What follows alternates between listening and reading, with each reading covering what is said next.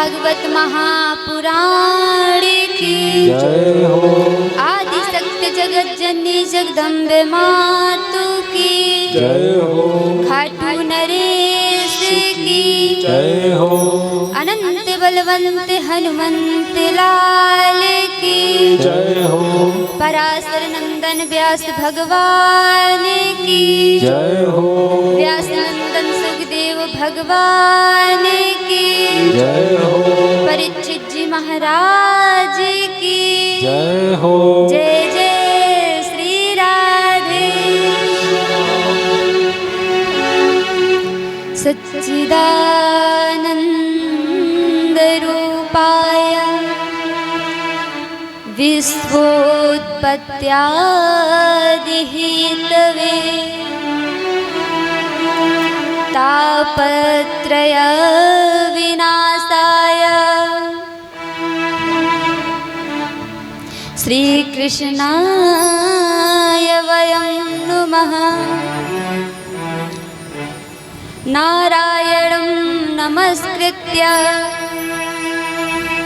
नरं चैव नरोत्तमं देवीं सरस्वतीं व्यासं ततो जयमुदीरयेत्।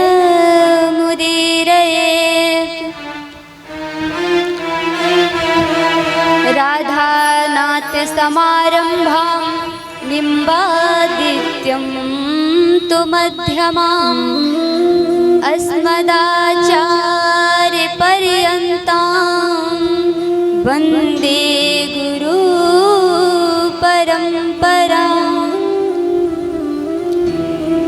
यं प्रव्रजन्तमनुपेतमपेतकृत्यम्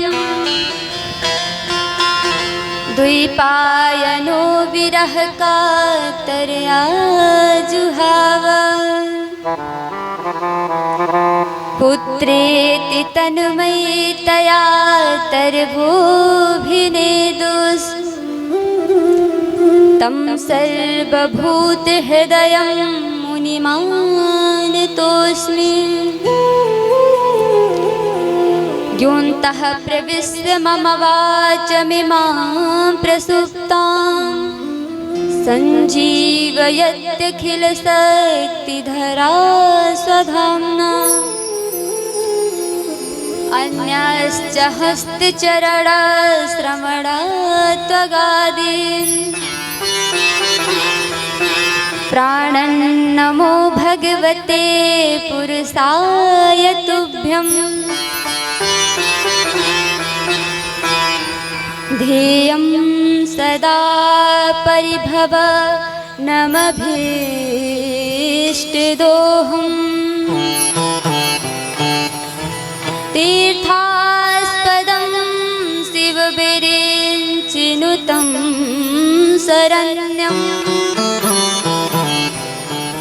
भृत्यार्तिहं प्रणतपालभवाब्धिपूतम्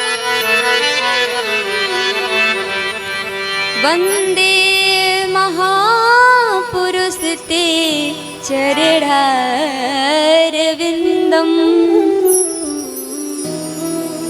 भक्ति भक्त भगवंत गुरु चतुर नाम बपु एक। इनके पद वंदन किए नासहि विघ्न अनेक। राधा मेरी स्वामिनी मैं राधे जुकुदास। जन्म जन्म मोहि दीजियो श्री वृंदावन को वास। जय जय श्री राधा रमन जय जय नवल किशोर। जय गोपी चित चोर प्रभु जय जय माखन चोर। जय रघुबर जय जानकी, जय सीतापति राम। मेरे मन मंदिर प्रभु सदा करो विश्राम। सियावल रामचंद्र भगवान की जय हो। आइए सर्वप्रथम राधा जी का ध्यान करते हुए प्रसंग में प्रवेश करते हैं। राधा साध्यम साधनम यस्य राधा मंत्रो राधा मंत्रदात्री च राधा सर्वं राधा जीवनं यस्य राधा राधा राधा वाचिकं तस्य शेषम्। कि भक्त कहता है कैसे जीऊंगी मैं राधा रानी तेरे बिना, कैसे जीऊं मैं राधा रानी तेरे बिना, कैसे जीऊं मैं राधा रानी तेरे बिना। मेरा मन ही न लागे तुम्हारे बिना, मेरा मन ही न लागे तुम्हारे बिना। कैसे जीऊं मैं राधा रानी तेरे बिना, कैसे जीऊं मैं राधा रानी तेरे बिना,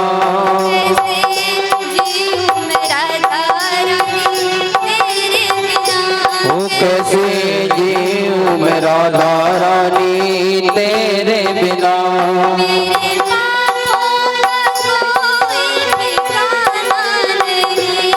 मेरे पापों का कोई ठिकाना नहीं,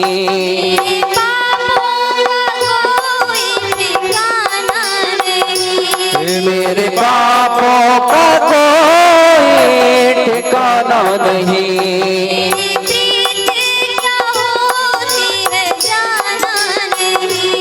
तेरी प्रीत क्या होती है जाना नहीं।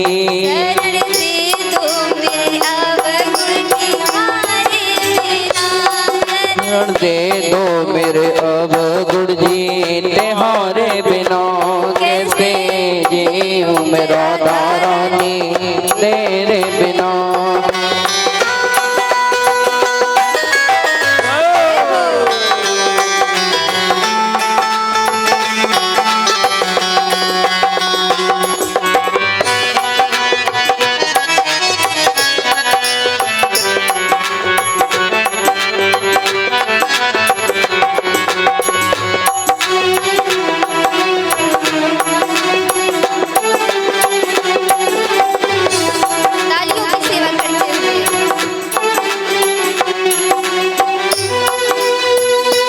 मोहे प्रीत की रीत सिखा दो पिया, मोहे प्रीत की रीत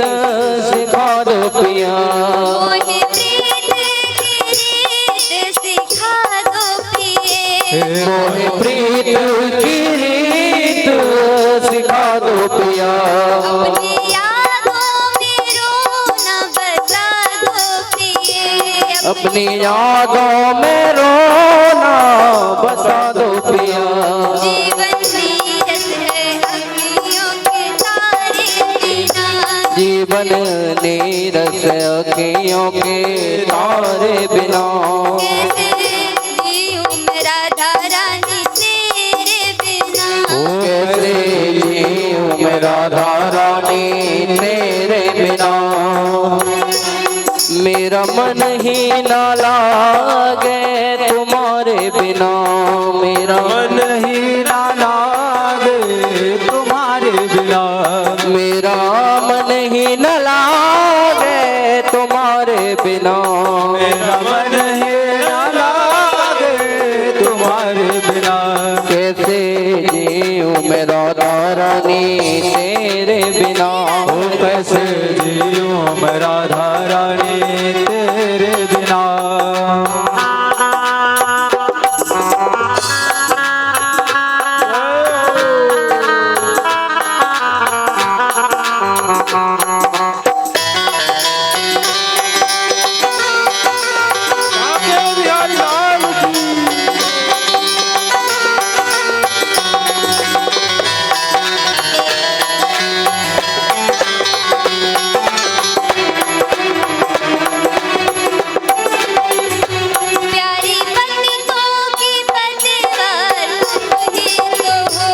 प्यारी पतितों की पतिवार तुम ही तो हो। प्यारी पतितों की पतिवार तुम ही तो हो। प्यारी पतितों की पतिवार तुम ही तो हो। दीन दुखियों की सरकार तुम ही तो हो। दीन दुखियों की सरिता तुम ही तो हो।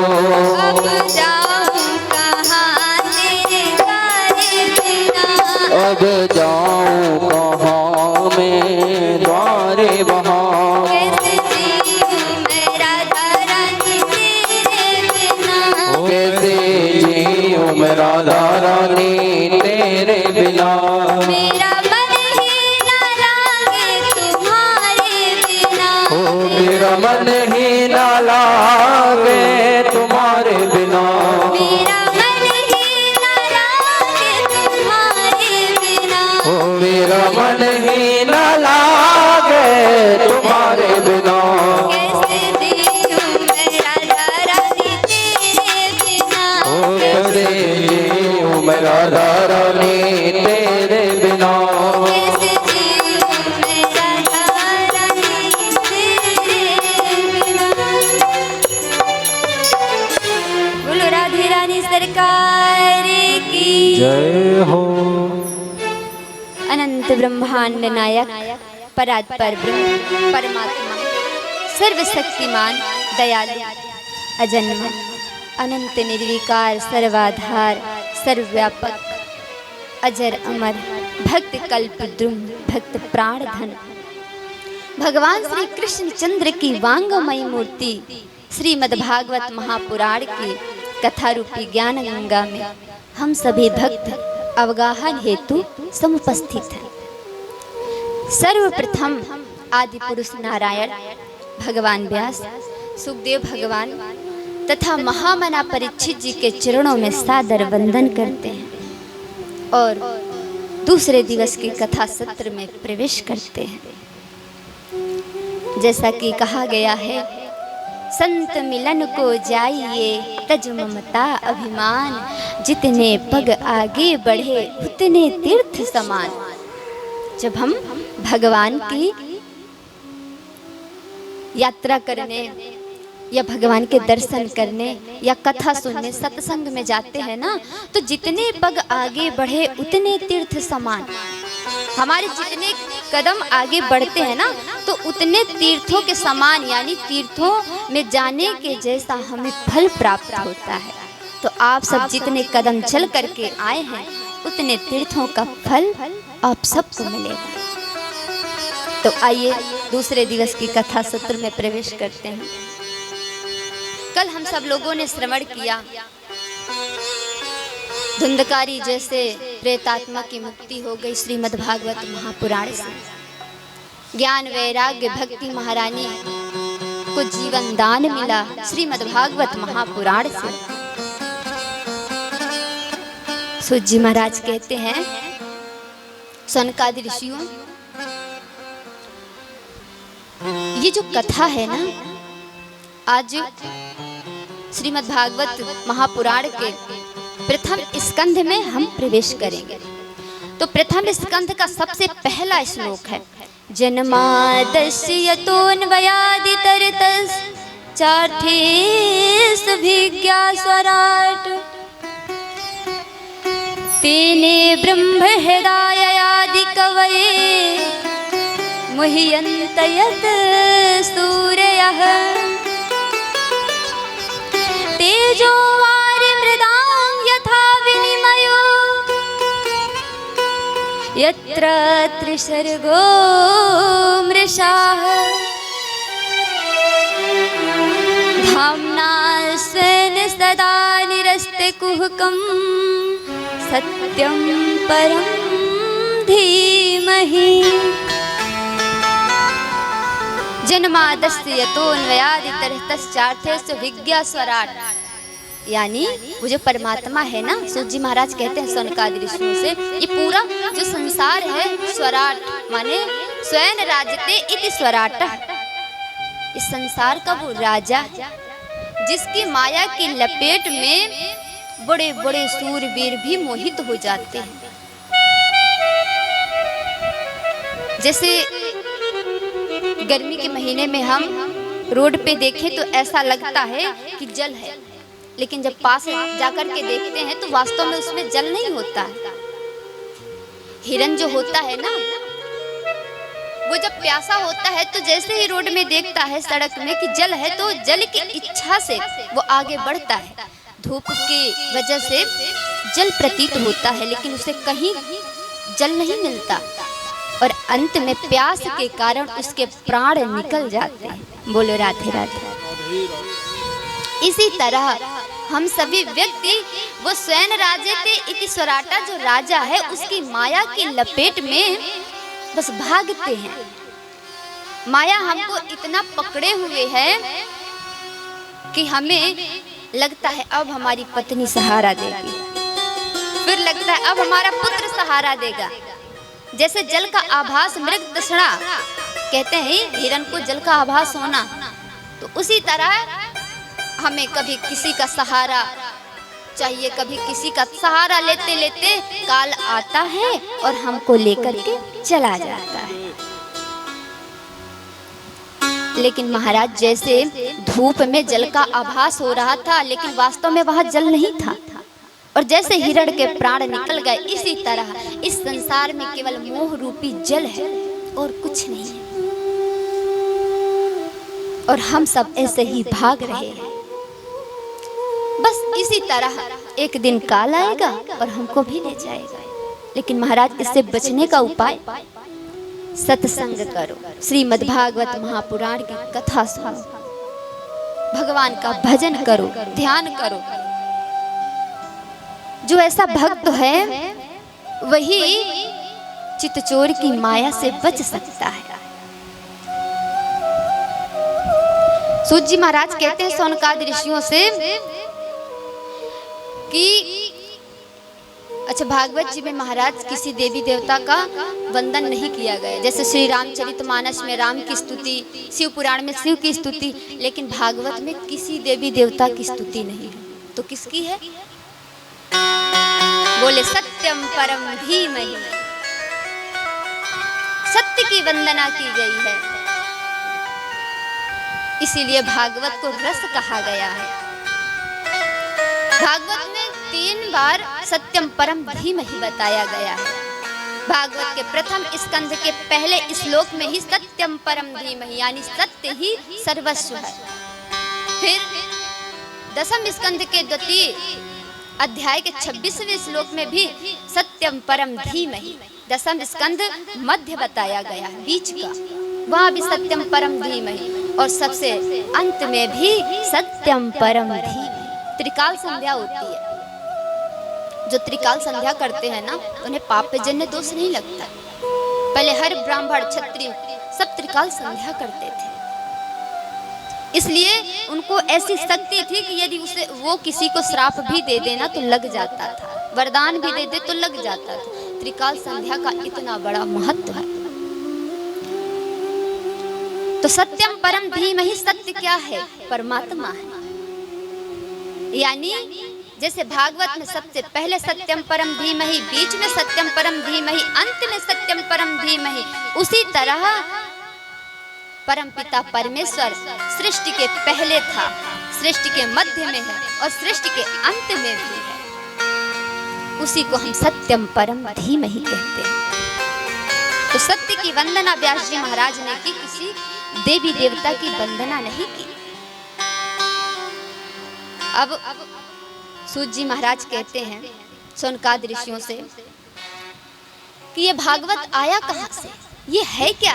तो सुनो ऋषियों, निगम कल्प तरोरि गलितम फलम सुख मुखाद मृत द्रव्य संयुतम पिबत भागवतम रसमालयम मुहुरहो रसिका भुवि भावुका। निगम कल्प तरोरि गलितम, निगम कहते हैं वेद को, 4 वेद 6 7 18 पुराण 108 उपनिषद। तो निगम कल्प तरोरि गलितम, वेद जो है ना वो जैसे एक वृक्ष होता है तो उसकी जड़ है, और जो शाखाएं है वो पुराण है, जो पत्ते हैं ये उपनिषद है, और इस वृक्ष से जो निकला हुआ फल है ना वही श्रीमद् भागवत महापुराण है। अच्छा महाराज, तो आपने कहा मुहु रहो रसिका भुवि भावुका, अर्थात बार बार पीते रहो, तो इसमें गुठली छिलका भी होगा, तो क्या उसे फेंक दें? बोले नहीं, इसमें गुठली छिलका है ही नहीं, केवल रस ही रस है।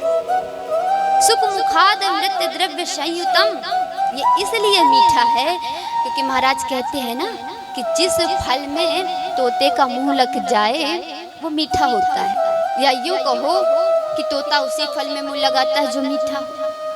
तो महाराज इसमें कोई आश्चर्य की बात नहीं। श्रीमद् भागवत महापुराण में सबसे पहले सुखदेव भगवान का मुख लगा हुआ है। बोलो राधे राधे। सुखदेव भगवान तोता के रूप में आए ना, तो तोता का मुंह तो पहले ही लगा हुआ है, फिर इसमें आश्चर्य की क्या बात है, ये तो मीठा ही है। तो निगम कल्प तरोरि गलितम फलम सुखाद मृत द्रव्य संयुतम पिबत भागवतम रसमालयम। अच्छा, भागवत को सुनना नहीं बताया गया, पिबत यानी पियो। अच्छा महाराज पिए कैसे? तो पिबत भागवतम रसमालयम, उसे नहीं पीना, इन कर्ण रूपी रंध्रों से पीना है, क्योंकि कर्ण रूपी रंध्रों से जो हम पीते हैं ना वो सीधा हृदय में उतरता है, और जब परमात्मा हृदय में उतर जाता है, परमात्मा की छवि, परमात्मा की कथा, तो फिर संसार में कोई हमें भटका नहीं सकता। कहते हैं रसिका भुवि भावुका, हे रसिज्ञों इस कथा को कर्ण रूपी रंध्रों से पी करके हृदय में उतारो। तो महाराज ये आया कहाँ से? श्रीमद् भागवत महापुराण जिसकी आप इतनी व्याख्या कर रहे हैं, तो ये आया कहाँ से? बोले सबसे पहले नारायण की डाली में था, ये शाखा प्रति शाखा होकर के आया था। उसके बाद उस नारायण ने ब्रह्मा को दिया, ब्रह्मा ने नारद को दिया, नारद जी ने व्यास जी महाराज को दिया, व्यास जी महाराज ने अपने पुत्र सुखदेव भगवान को दिया, और सुखदेव जी ने परीक्षित जी को दिया। परीक्षित से जन जन में प्रचार प्रसार हो गया। बोली श्रीमद् भागवत महापुराण की जय हो। सनकादि ऋषि कहते हैं सूत जी महाराज आप समस्त शास्त्रों के मर्मज्ञ हैं, इसलिए आज हम आपसे 1 नहीं 2 नहीं 3 नहीं 4 नहीं 6 प्रश्न करेंगे।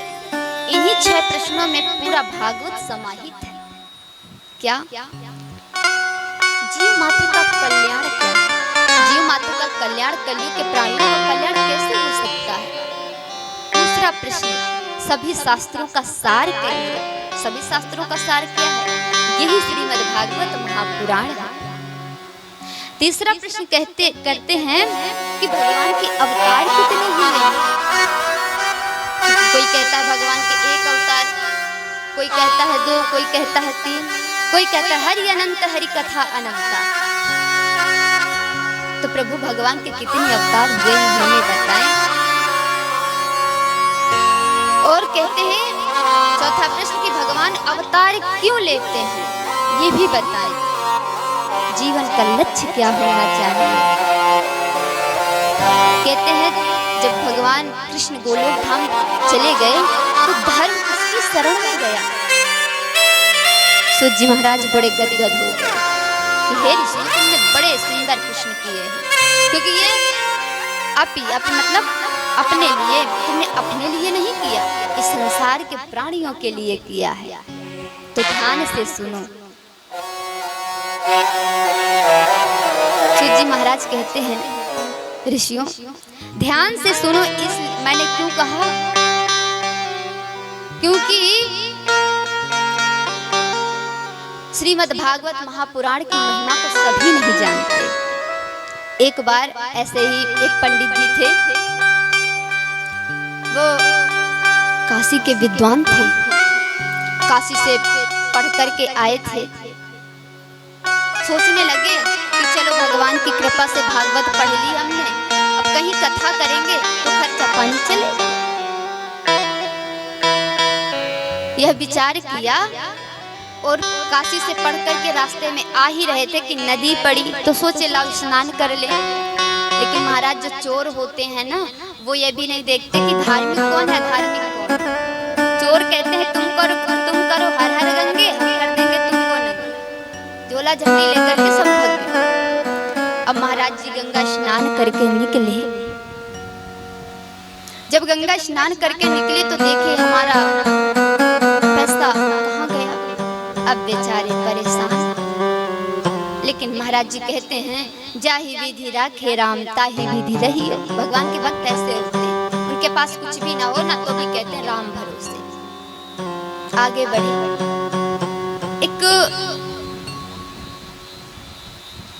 गांव पहुंचे, वहां ब्राह्मण का कोई घर था, वहां पहुंचे और कहने लगे पंडित जी हम काशी से आए हैं। पंडित जी तो बोले ही नहीं। फिर उस पंडित ने कहा ब्राह्मण देव ने कि पंडित जी हम काशी से आए हैं, विद्वान पंडित हैं। तो वो पंडित कहता है गांव वाला कि तुम काशी से आओ कलकत्ता से आओ, हमें क्या। अरे महाराज हम भागवत पढ़ के आए हैं, भागवत सुन लो। ये भागवत क्या है, उल्टे सीधे बकवास करते रहते हो। भागवत हमने पहली बार सुना, जाओ कहीं और सुनाना जा करके। काशी वाला पंडित कहता है कि ब्राह्मण देव जाति जाति को नहीं मानेगा तो फिर कौन किसको मानेगा। आप तो ब्राह्मण, हम भी ब्राह्मण, आप ही नहीं मानोगे तो फिर कौन किसको मानेगा।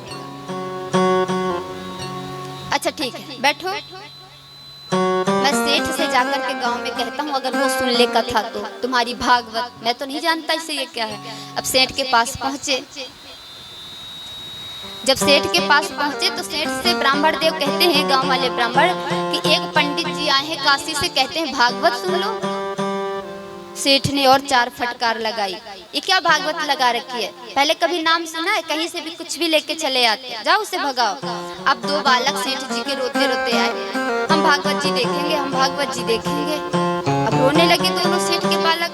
तो सेठ जी कहते हैं ब्राह्मण को बुला करके इधर आओ, जाओ उस पंडित को बुला करके लाओ, कह देना हमारे बालक रो रहे हैं, मरे जा रहे हैं बिना भागवत के, चलो भागवत दिखाओ। ब्राह्मण देव गए, काशी वाले पंडित जी से कहते चलो, सेठ ने बुलाया। बोले महाराज स्नान तो कर ले।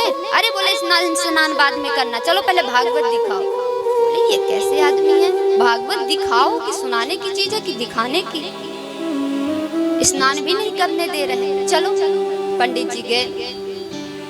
अब जिस शिला पर वहां के यजमान जो थे सेठ जी बैठा करते थे, वही पंडित जी को बैठा दिया। अब पंडित जी श्लोक पढ़ने लगे। 4-5 गांव वाले जो थे वो बैठ गए। सुबह सुबह बोले चलो हम भी देख लेते हैं भागवत कैसी होती। बाल बच्चे आकर के बैठ गए। पंडित जी मंत्र पढ़ रहे हैं, किसी को समझ में ही नहीं आ रहा है क्या पढ़ रहे हैं। बहुत देर हो गई। जब दोपहर का समय हो गया तो सेठ जी की वो सोने का समय था, और जिस पे पंडित जी कथा कह रहे थे बैठ करके भागवत महापुराण, उसी पे सेठ जी सोया करते थे। सेठ जी ने कहा इनकी भागवत तो अभी चलती रहेगी। अब गांव वालों ने सोचा, बालकों ने सोचा कि भाई कोई जादूगर होगा भागवत दिखाने वाला, सांप को निकालता है, पैसा निकालता है, अभी निकलेगी अभी निकलेगी। इंतजार कर रहे, लेकिन दोपहर हो गई। वो तो प्रवचन कर रहे, श्लोकों का उच्चारण कर रहे, लेकिन गांव वाले इस इंतजार में थे कि अभी कुछ निकलने वाला है, जादू से कुछ निकलेगा। जब दोपहर का समय हुआ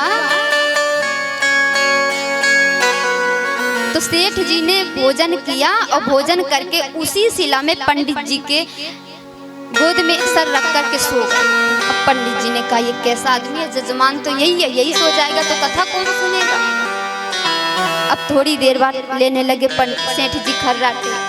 पंडित जी ने कहा अच्छा आदमी है ये, तो हम भागवत महापुराण 3-4 घंटे कह रहे हैं, उसमें हमें थकावट, दूसरा ये ऊपर से सो गया, सोए चलो कोई बात नहीं। खर्राटे पंडित जी श्लोक पढ़े, उसके खर्राटे अलग बजे।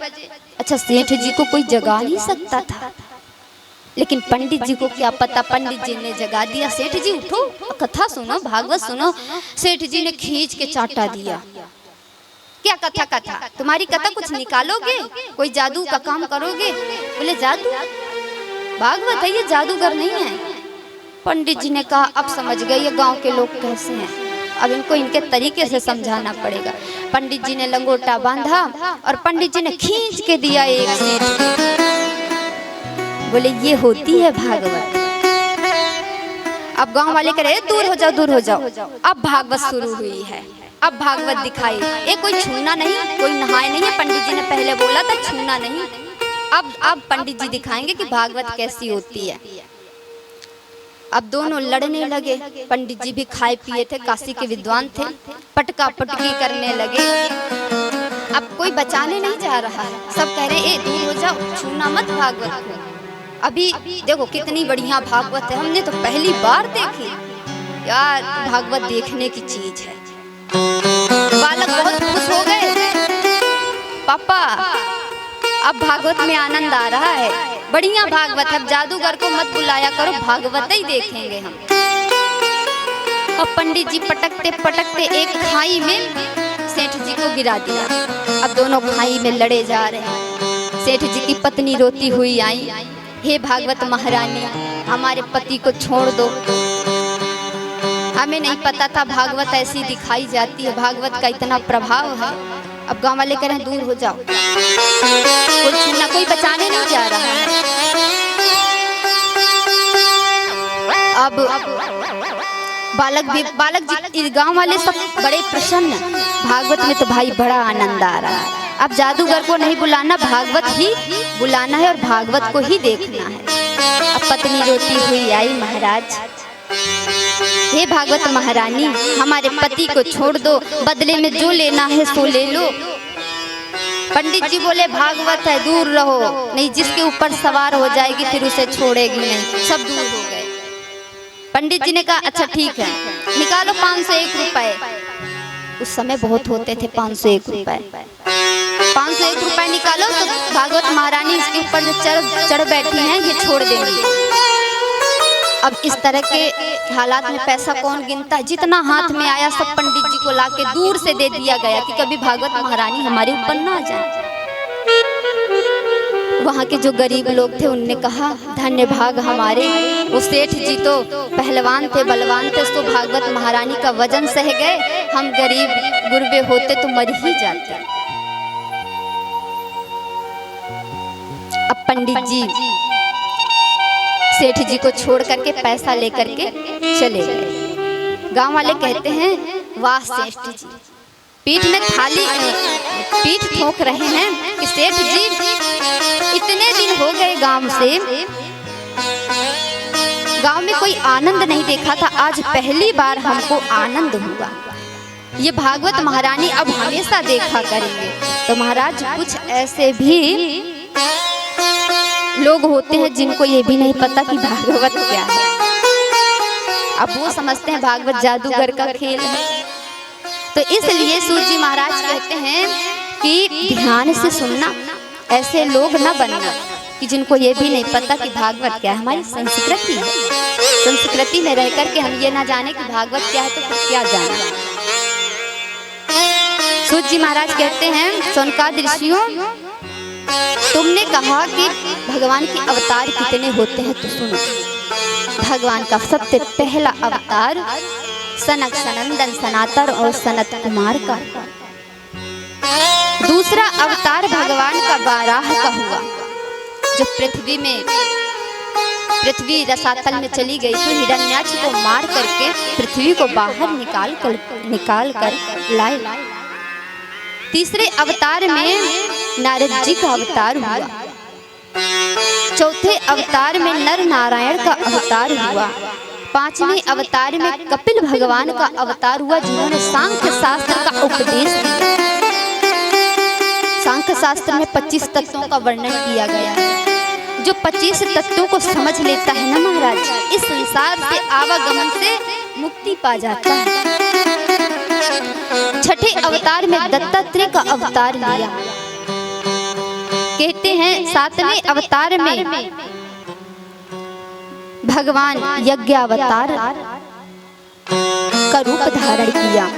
8वें अवतार में ऋषभदेव का रूप ऋषभदेव अवतार लिया। ऋषभदेव जैन धर्म के प्रवर्तक हैं। जैन धर्म को ऋषभदेव ने चलाया। 9वें अवतार पृथु महाराज ने लिया। पृथु महाराज, ये जो हमारी पृथ्वी है ना, ये पहले चंबल घाटी के समान थी, कहीं 10 हाथ ऊपर तो कहीं 10 हाथ नीचे। तो पृथु महाराज की देन है कि हम सब इस पृथ्वी में सुख पूर्वक रह रहे हैं, क्योंकि पृथु महाराज ने इस पृथ्वी को समतल किया, यानी बराबर किया। तो उनका धन्यवाद देना चाहिए। ये 9वें अवतार हैं। 10वें अवतार में भगवान ने मत्स्य यानी मछली का अवतार लिया। 11वें अवतार में भगवान ने धन्वंतरी का अवतार लिया। 12वें अवतार में भगवान ने कच्छप अवतार लिया। 13वें अवतार में भगवान ने मोहिनी का अवतार लिया। 14वें अवतार में भगवान ने नरसिंह का अवतार लिया। 15वें अवतार में भगवान ने वामन का अवतार लिया, जिसकी कथा हम सब 5वें दिवस चौथे दिवस में श्रवण करेंगे। कहते हैं 16वें अवतार में भगवान ने परशुराम का अवतार लिया, जिन्होंने 21 बार क्षत्रियों से इस पृथ्वी को विहीन कर दिया। और 17वें अवतार में स्वयं पराशर जी के रूप में आए, जिन्होंने 4 वेद 6 शास्त्र 18 पुराण 108 उपनिषद की रचना की। और कहते हैं 18वें अवतार में स्वयं मर्यादा पुरुषोत्तम श्री राम का अवतार लिया। 19वें और 20वें अवतार में पृथ्वी को धारण करने वाले शेषावतार स्वयं बलराम जी आए, जिनकी कथा हम चौथे दिवस से श्रवण करेंगे। और दुष्टों का विनाश करने के लिए, संतों की रक्षा करने के लिए 20वां अवतार स्वयं श्री कृष्ण चंद्र भगवान। बोलो नंद के लाला की जय हो। कहते हैं 22वें अवतार में भगवान बुद्ध का अवतार हुआ। 21वें अवतार में बुद्ध का हुआ। 22वें अवतार में भगवान कली अवतार में आएंगे। संभल ग्राम में विष्णु यश नामक ब्राह्मण के घर, कानकुब्ज ब्राह्मण होगा, उसके घर जन्म लेंगे। अभी एक कलयुग में होगा भगवान का कल की अवतार। 23वें और 24वें अवतार को भगवान ने इस पृथ्वी पर नहीं लिया, ब्रह्मलोक में लिया। 23वां अवतार हंस रूप में आकर के सनकादियों के अभिष्ट प्रश्नों का उत्तर दिया। और 24वें अवतार में हयग्रीव दैत्य था, उसको ये वरदान था कि तुम्हारे स्वरूप ही जो होगा वही तुम्हें मार सकता है। जब वेदों का जन्म हुआ ना, तो हयग्रीव चारों वेदों को लेकर के समुद्र में डाल दिया। वेदों को मारना चाहा कि भाई हिंदुओं के मेन वेद होते हैं, तो वेद ही नहीं रहेंगे तो इनकी संस्कृति गायब हो जाएगी। बहुत लोग आए कि हिंदुओं के धर्म को मिटाना चाहा, लेकिन जब परमात्मा की कृपा होती है ना, तो उसका कोई बाल बांका भी नहीं कर सकता। तो स्वयं नारायण ने 23वां अवतार 24वां अवतार हयग्रीव का रूप लेकर के हयग्रीव दैत्य का वध किया। अब महाराज कहते हैं मनुष्य मात्र प्राणी मात्र के लिए 2 अवतार ही विशेष हैं। ये तो सब कोई अंशावतार है, कोई आवेशावतार है, लेकिन 2 अवतार कौन से? एते चांस कलह पुंसः कृष्णस्तु भगवान स्वयं। भगवान श्री कृष्ण पूर्ण अवतार है, 16 कलाम से परिपूर्ण है और श्री राम भी पूर्ण अवतार कहे गए हैं। कहते हैं एते चांस कलह पुंसः रामस्तु भगवान स्वयं। तो राम कृष्ण में कोई अंतर नहीं है, राम कृष्ण दो एक हैं, अंतर नहीं निमेष। एक के नयन गंभीर हैं, एक के चपल विशेष। तो महाराज जितने भी हम हैं ना, सब राम और कृष्ण को मानने वाले, क्योंकि मनुष्य मात्र गृहस्थ के लिए राम कृष्ण का अवतार ही विशेष है। तो भक्त कहता है, हम सभी कहते हैं, आइए कहें, कहीं राम लिख दिया है, कहीं श्याम लिख दिया है, कहीं राम लिख दिया है, कहीं श्याम लिख दिया, कहीं राम लिख दिया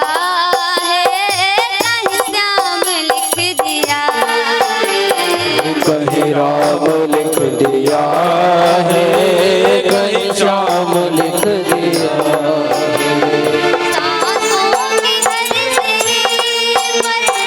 सांसों के हर सिरे पर तेरा नाम लिख दिया है, कहीं राम लिख दिया है, कहीं राम लिख दिया है, राम लिख दिया है, कहीं श्याम लिख दिया है। की लड़ाई,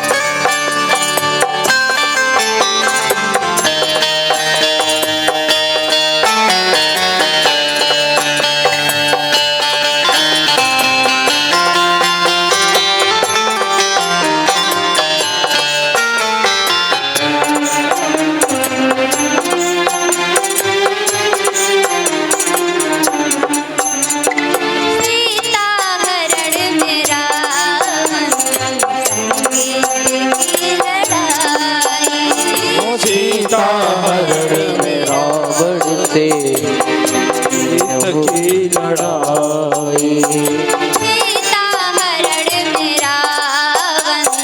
संग की लड़ाई, सीता हरण रावण संगीत की लड़ाई। जब गिर गया जटायु तब याद प्रभु की आई, जब गिर गया जटायु तब याद प्रभु की आई। जिसे में उसके प्रभु ने धाम लिख दिया है, कहीं राम लिख दिया है, कहीं श्याम लिख दिया है, कहीं राम लिख दिया है, कहीं श्याम लिख दिया है।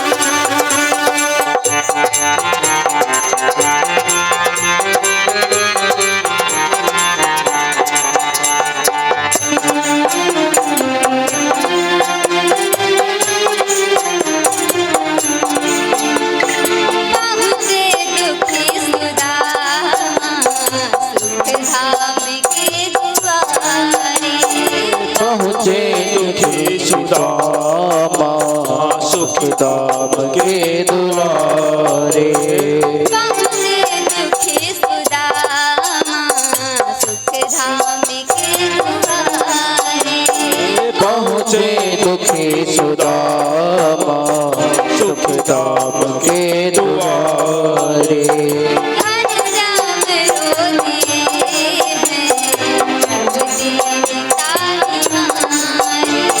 घनश्याम रो दिए हैं जब दुनिया निहारे। क्षण भर में एक दुखी को, क्षण भर में एक दुखी को धन धाम लिख दिया है। कहीं राम लिख दिया है, कहीं श्याम लिख दिया है। कहीं राम लिख दिया है, कहीं श्याम लिख दिया है।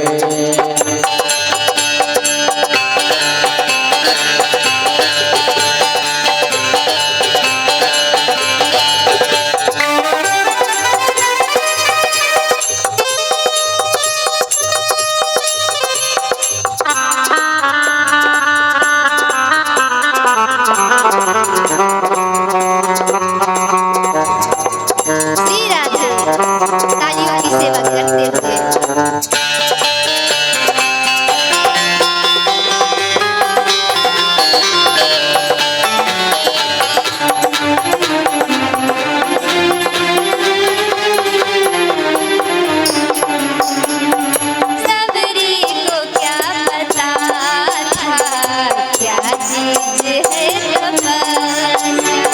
सबरी को क्या पता था, क्या चीज है तपस्या। सबरी को क्या पता था, क्या चीज है तपस्या। सबरी को क्या पता था, क्या चीज है तपस्या। सबरी को क्या पता था, क्या चीज है तपस्या। बस राम राम कहने के हल कर ली सब समस्या। बल राम राम कहकर हल कर दी सब समस्या। पल भर में एक दुखी को, पल भर में एक दुखी को राम लिख दिया है। कहीं राम लिख दिया है, कहीं श्याम लिख दिया है। कहीं राम लिख दिया है, कहीं श्याम लिख दिया है।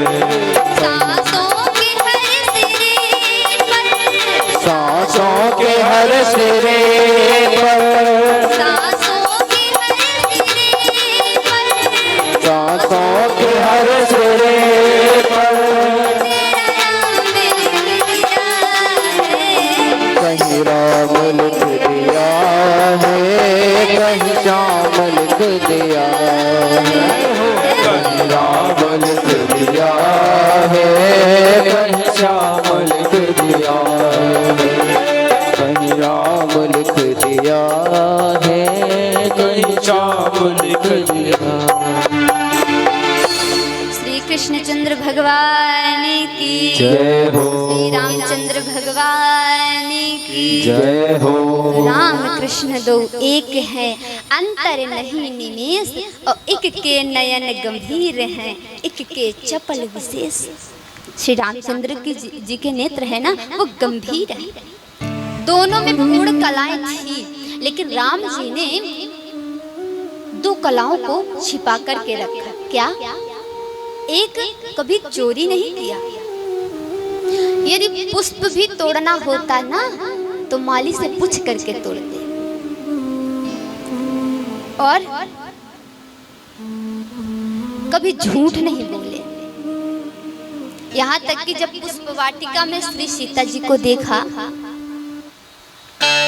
तो वहाँ की सारी कथा, सारा कुछ वहाँ का जो भी हुआ था, राम जी ने सीता जी को देखा, सीता जी ने राम जी को देखा, सब कुछ अपने गुरुदेव से आकर के बता दिया। लेकिन हमारे कन्हैया कैसे हैं कि अपने घर ही में चोरी कर रहे हैं, मुख पे मक्खन लगा, मैया मैंने चोरी ना कियो। ये है गोपाला, मिट्टी मुख में रखे हैं, मैया मैंने मिट्टी नहीं खाई। ये सब झूठ बोल रहे हैं, मुँह पे जलते हैं मैया। ऐसे कृष्णचंद्र हैं। लेकिन महाराज, हर कलाएं हर व्यक्ति के अंदर होना चाहिए। जब श्री राम जी थे तो दो कलामों की आवश्यकता नहीं थी, क्योंकि तब व्यक्ति ना तो झूठ बोलते थे और ना चोरी करते थे। लेकिन जब द्वापर आया ना तो सबकी जुबान पे झूठ, तो भगवान उनको उनके अनुसार कहते लोहा लोहे को काटता है, तो दुष्ट को दुष्ट बनकर के ही सजा देनी चाहिए। इसलिए भगवान पूर्ण अवतार में आकर के प्रकट हुए और दुष्टों का संहार किया। सूत जी महाराज कहते हैं सौनकादि ऋषियों, ये भगवान के 24 अवतार मुख्य हैं। इनमें से मनुष्य मात्र के लिए 2 अवतार ही विशेष हैं, एक रामा अवतार और एक कृष्ण अवतार। सौनकादि ऋषि कहते अच्छा महाराज, ये श्रीमद् भागवत महापुराण को लिखा किसने, ये आई कहाँ से? तो क्या कहते हैं, द्वापरे समनुप्राप्त्रे तृतीय युग परे जातः पराशरादुगी वास्तव्यां कल्या हरे। द्वापरे समनुप्राप्ते तृतीय युग परे, द्वापर युग में द्वापरे समनुप्राप्ते व्यास यानी भगवान व्यास जी का अवतार हुआ।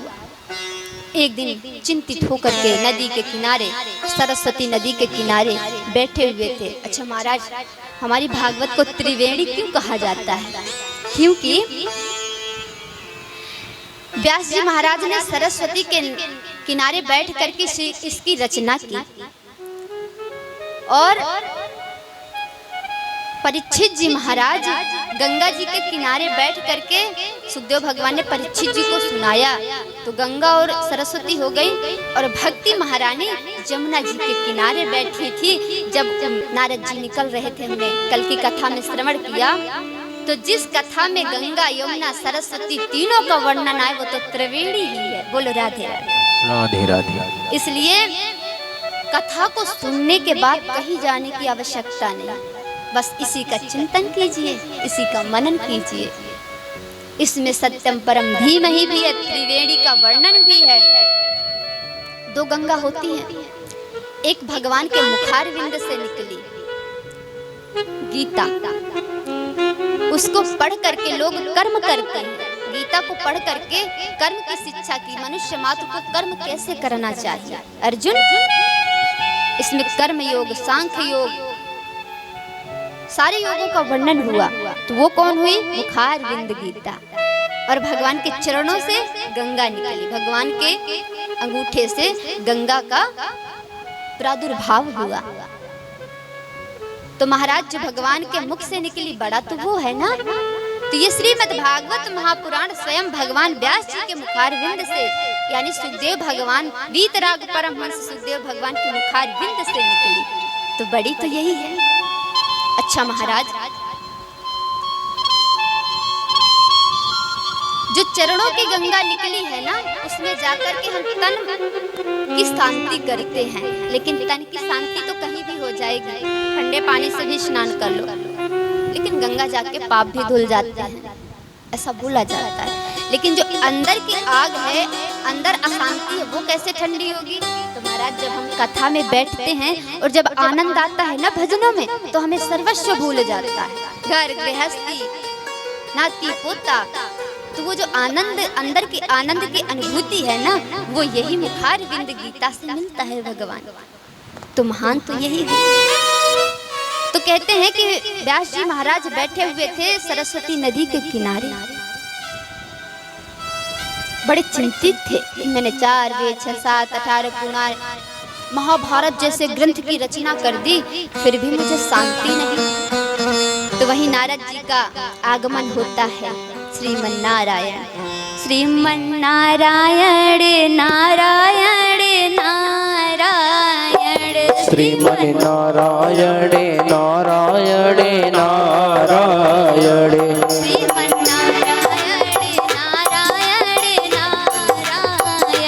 श्रीमन्नारायण नारायण नारायण,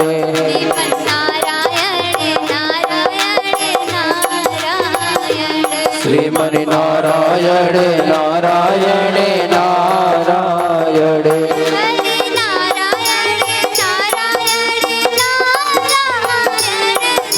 नारायण नारायण नारायण गोविंद नारायण नारायण नारायण गोविंद नारायण नारायण नारायण श्यामा नारायण नारायण नारायण श्यामा नारायण नारायण नारायण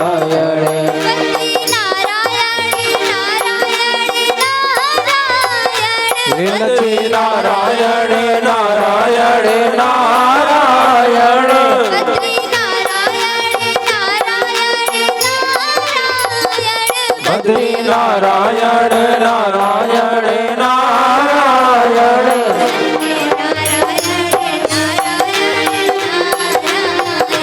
श्रीमन नारायण नारायण नारायण नारायण नारायण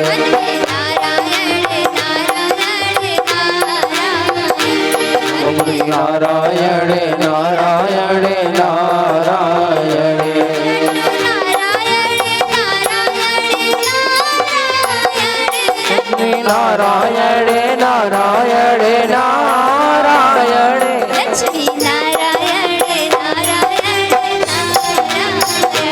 लक्ष्मी नारायण नारायण नारायण श्रीमन नारायण नारायण श्रीमन नारायण नारायण नारायण श्रीमन नारायण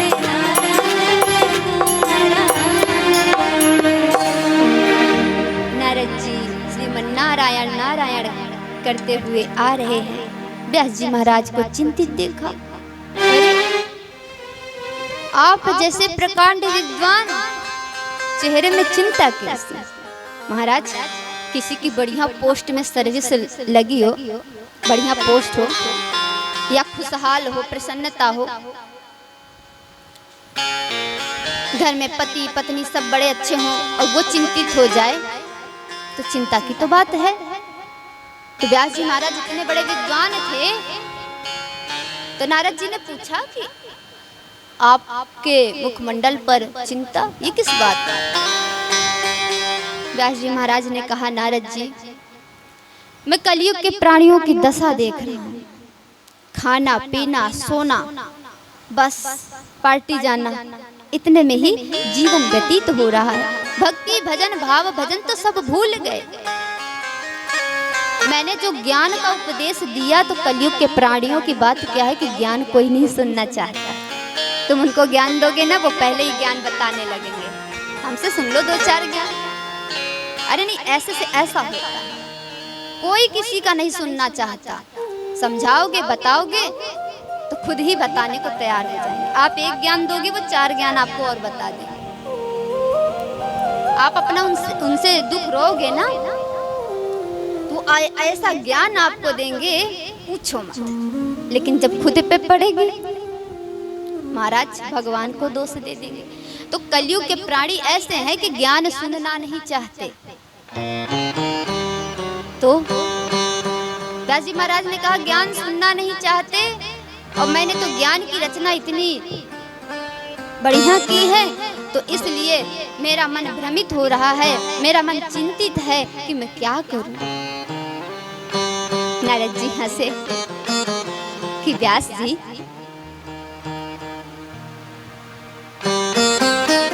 जब तक ज्ञानी व्यक्ति कितना भी हो, धनी हो, भगवान उसके हृदय में विराजमान नहीं होते। यदि वो भक्ति भाव से भरा है, प्रेम से भरा है, तो भगवान तुरंत उसके हृदय में आ जाते हैं। बोलो राधे राधे राधे राधे। तो आज व्यास जी महाराज को नारद जी कहते हैं कि ज्ञान की रचना तो आपने खूब की। भागवत में ऋग्वेद में लिखा हुआ है कि बलि देना चाहिए। तो महाराज कलयुग के प्राणियों ने उसका कैसा अर्थ निकाला कि जानवरों को बलि देने लगे। जब हमको किसी को जन्म देने का अधिकार नहीं तो हत्या करने का अधिकार किसने दे दिया? लेकिन वहाँ पे ये नहीं है, वहाँ पे जो हमारे अंदर काम क्रोध मोह लोभ रूपी जानवर है ना, उनकी बलि देने के लिए कहा गया है। लेकिन कलयुग के प्राणियों को ज्ञान समझ में में आएगा कहाँ से। तो व्यास जी महाराज आपने ज्ञान की बात खूब की, इतने मंद बुद्धि हैं कि इनको वेद की भाषा इतनी टेढ़ी मेढ़ी है, टेढ़े टांग वाले की कथा ही समझ में आ जाए, वही बहुत बड़ी बात है। तो वेद की भाषा कहाँ से समझ में आएगी। तो आप एक काम करिए, भक्ति रसमयी भक्ति भाव से भरा हुआ कोई ग्रंथ लिखिए जो भगवान के भक्त श्रवण करें और बढ़िया भगवान के भक्ति में लीन रहें। तब नारद जी ने व्यास जी महाराज को बताया कि मुझ जैसे पर भगवान इतनी कृपा करे कि मैं एक दासी पुत्र था। एक बार चौमासा में संत आए, चौमासा करने संत जाते हैं ना, इन्हीं 4 महीनों में जब बरसात होती है तो चौमासा करने आए। जिस आश्रम में मेरी माता रहती थी, काम करती थी, मैं दासी पुत्र था। उन संतों ने 4 महीने सत्संग किया। वो सत्संग का असर इतना मुझ पर हुआ कि मैं भी घर से जाने की बात करने लगा। लेकिन मेरी माता बड़ी चिंतित हो गई, ऋषियों से कहने लगी कि मेरे पुत्र को लेके मत जाना, लेकिन मैं कह रहा हूँ ऋषियों से कि मैं आपके साथ चलूंगा। ऋषियों ने समझाया कि देखो नारद जी का पहले नाम था रामदास, संतों ने रखाया था, यानी जो राम का दास है, रामदास। हमने जो तुम्हें ज्ञान दिया उसका सार क्या है। बोले इसका सार यही है कि माता पिता की सर्वप्रथम पूजा करो। तो बोले तुम्हारे सहारे तो तुम्हारी माँ है, इसलिए तुम पहले अपने माता की सेवा करो, माता गुजर जाए तो जा करके भगवान का भजन करना। नारद जी बेचारे रुके। अब एक दिन उनके माता की मृत्यु हो गई सर्प के डसने से। नारद जी महाराज के दोनों आंखों से आंसू निकले, एक आंख से गर्म आंसू और एक आंख से ठंडे आंसू। ऐसा क्यों महाराज? जब दुख होता है ना तो गर्म आंसू निकलते हैं, और जब प्रसन्नता होती है, खुशी होती है ना, बहुत खुशी, तो ठंडे आंसू निकलते हैं। तो नारद जी के ठंडे आंसू इसलिए निकले कि संसार में मेरी माँ ही थी जो मुझे भगवान के भजन से रोक रही थी, सो गुजर गई। लेकिन दुख इस बात का कि मेरे माँ के जैसा कोई ख्याल रखने वाला नहीं था। वो गर्म आंसू निकले। नारद जी जंगल में चले गए। नारद जी अपनी जीवन की कथा व्यास जी महाराज से बता रहे और भगवान का भजन करने लगे। तो व्यास जी महाराज से नारद जी ने कहा कि मुझे उस कृष्ण कन्हैया की छवि का दर्शन हुआ, और एक क्षण के लिए हुआ, फिर विलुप्त हो गया। मेरी आंखें खुली, मैं रोने लगा उसी छवि को देखने के लिए। तब आकाशवाणी हुई, नारद घबराओ नहीं, अगले जन्म में तुम हमारे भक्त बनोगे। तब नारद जी ने कहा कि प्रलय हुआ, मरीच आदि ऋषियों के साथ मैं ब्रह्मा के पेट में उदर में गया, और सृष्टि की जब रचना हुई तो मैं ब्रह्मा के पेट से निकला, और भगवान ने ये मुझे बीड़ा दी है। ये साधारण बीड़ा नहीं है। कैसी है? देवदत्त विमाम बीड़ा स्वर ब्रह्म विभूषिताम मूर्छ इत्वा हरि कथाम गायमानश्चराम में। इस बीड़े की झनकार से ही श्रीमन नारायण निकलता है। भगवान के कर कमलों से दी हुई ये बीड़ा है। इसी को लेकर के मैं गुनगुनाता रहता हूँ भगवान का भजन। जो भगवान का भजन करता है, कीर्तन करता है, उसको लेस मात्र भी, तनिक भी चिंता नहीं होती। तो नारद जी कहते हैं, व्यास जी अब मैं चतुर्थ श्लोकी भागवत का ज्ञान तुम्हें दे रहा हूँ, इससे तुम भक्ति भाव का कोई ग्रंथ लिखो जिसको सुन करके भगवान के भक्त सराबोर हो जाएं। तब चतुर्थ श्लोकी भागवत का ज्ञान नारद जी ने व्यास जी महाराज को दिया। व्यास जी महाराज उसी चतुर्थ श्लोकी भागवत से 18,000 श्लोकों से समन्वित श्रीमद् भागवत महापुराण की रचना कर दी। बोलो व्यास जी महाराज की जय हो। और उसके बाद अपने पुत्र सुखदेव को पढ़ाया। सुखदेव ने परीक्षित को सुनाया। सूत जी महाराज कह रहे हैं, सौनकादि ऋषियों ने कहा सूत जी महाराज से कि ऋषिवर परीक्षित तो एक राजा था। फिर वीतराग परमहंस सुखदेव भगवान ने परीक्षित को कैसे कथा सुनाई? तो कथा महाभारत से शुरू करते हैं।